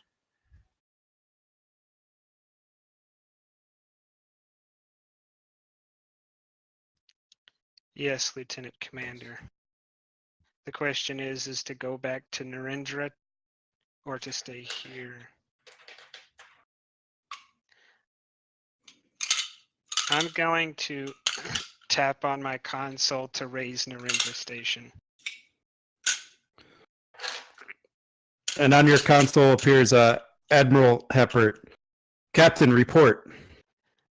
Admiral, after we arrived in system, the planet was missing and hostile vessels descended upon us. We managed to destroy 2 crystal ships that appeared to be that appeared in the same form as a Luna class. We destroyed 1 at that location, and we damaged 2 more. And then, taking incredible damage to our own ship, I withdrew from the system. And after a chase, we entered a nebula where I was able to destroy 1 more Luna class and 2 small type. What type were the shuttles? Two crystal entities look in the form of Starfleet shuttlecraft. So for visual perspective, they look like modified Type 7. Okay. Admiral, if my ship was fully functional, I would have no problem returning into the fray, and do not believe I would suffer any difficulties in destroying the remaining vessels, but that is not the case. My ship is damaged.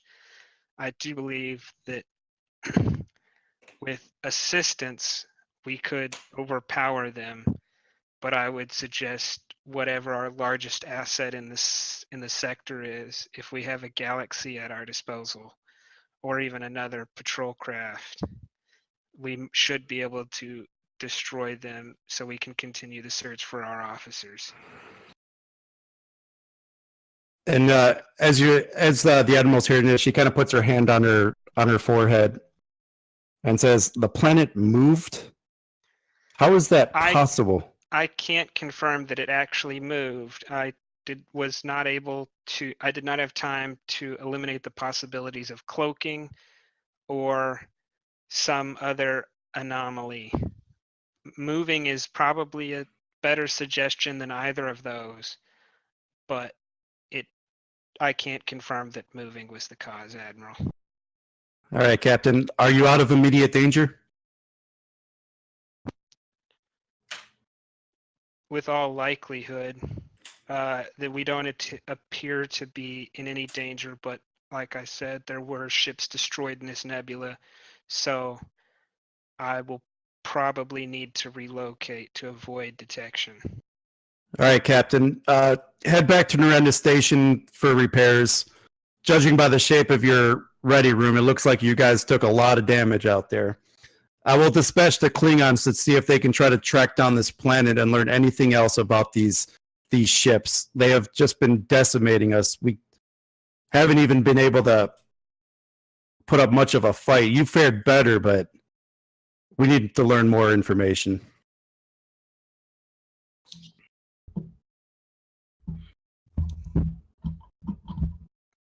Admiral, I would suggest one of our own vessels before we introduce the Klingons into this situation. They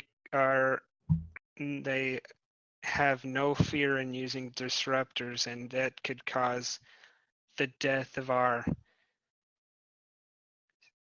officers. If the Klingons were to come upon the planet and be fired upon, they might fire back, not caring what happens to any Starfleet personnel on the planet. Captain, the Klingons are our allies in this region, and so far they are the only ship we have that is not damaged. Being Captain Akul and I go way back. I trust him to handle this mission professionally without risking our officers on the planet, but we need to figure out where they are, and I think the Klingons with their cloak are the best option.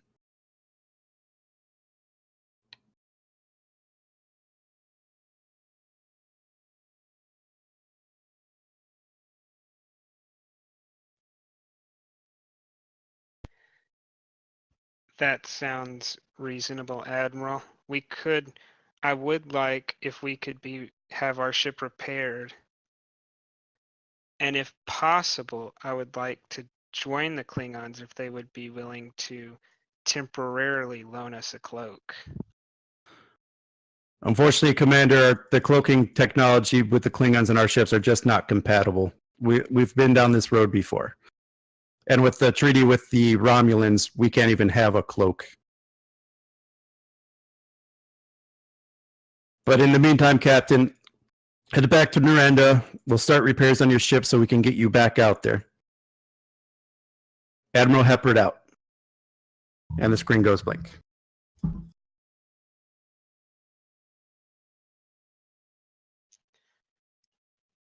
Starrell? Yes, sir.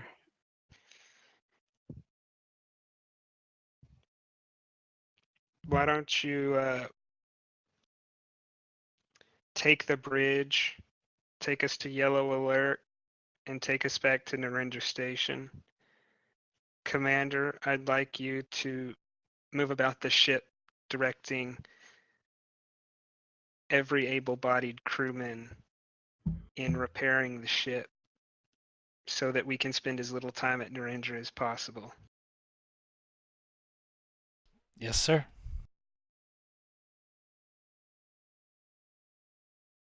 Stroll heads out to the bridge and does what the captain instructed. One more thing, Captain. I would like to go over our battle logs to see if there's any sort of weakness that we could exploit or a way to modulate our shields to help protect us better against their weapon fire in the future.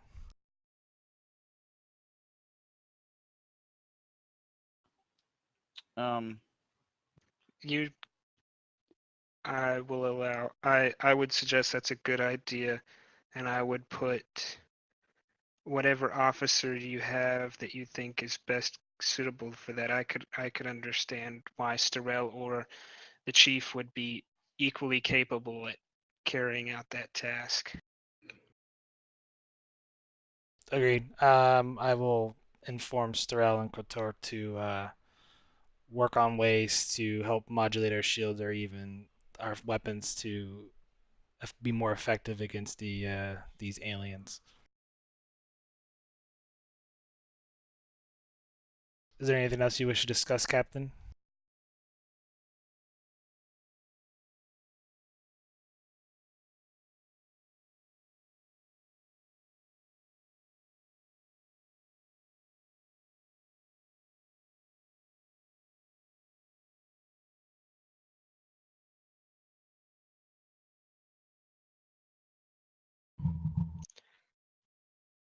I would like to commend you for your performance on the bridge.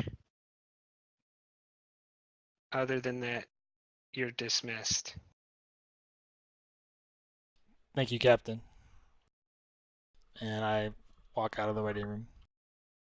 And I believe this will take us to the end of Fallback.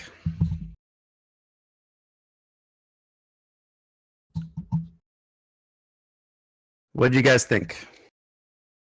It was good. I did feel a little desperation there for a while.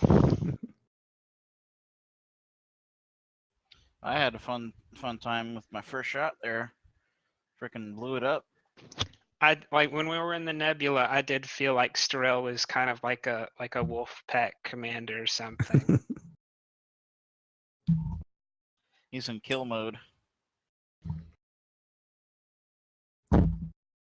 Yeah, I was expecting you guys to run from the battle a lot earlier than you did.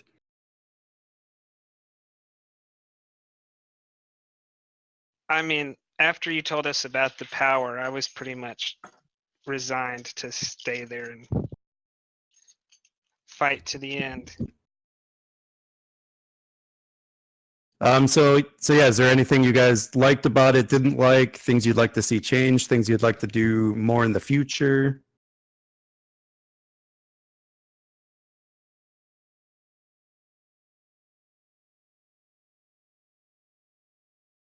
Nothing I can think of. Overall, it was a really fun session.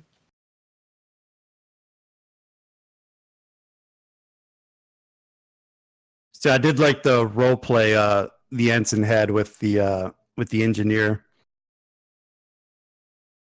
And even the commander, that little bit was kind of sweet. That was an idea that just popped into my head while they were sitting down, and I was like, I wonder if we can do this.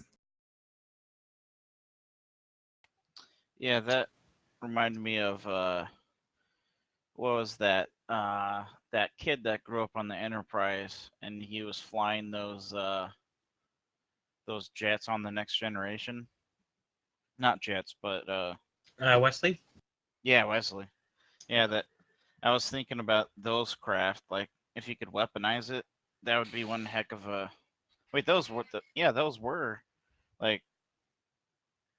Oh, when he was at the academy, yeah. Those were like a type of fighter.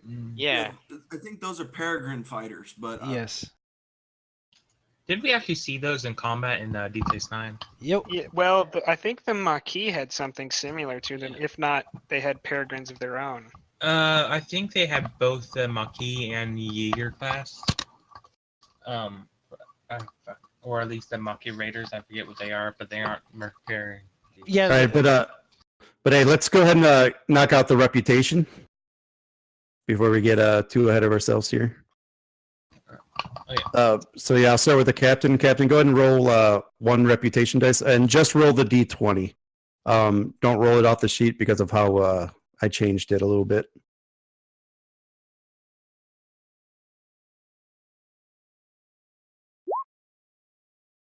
And then what's your reputation at? 14. Okay, you do not go up. And Captain, you can give reputation out for everybody else.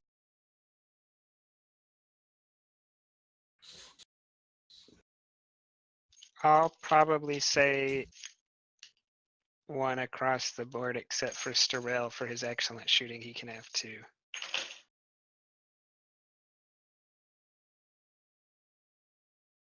I can never remember what the roll was. It's just the 1d20, right? Yeah, just use the 1d20 and Damn it. yeah, Chief didn't go up.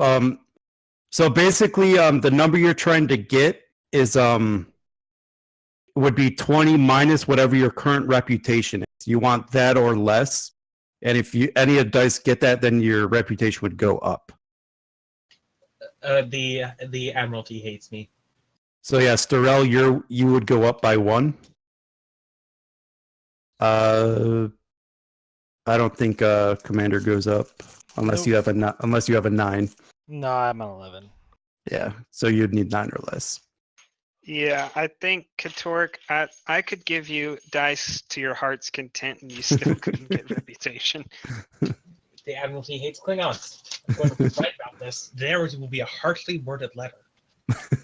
So that gets him back up to 15 again. Dear God. Well, Starrell still has a medal pending, so maybe we could just do that. Or Yeah, you want to yeah. do something else. Yeah, that might be maybe a role play session on the station.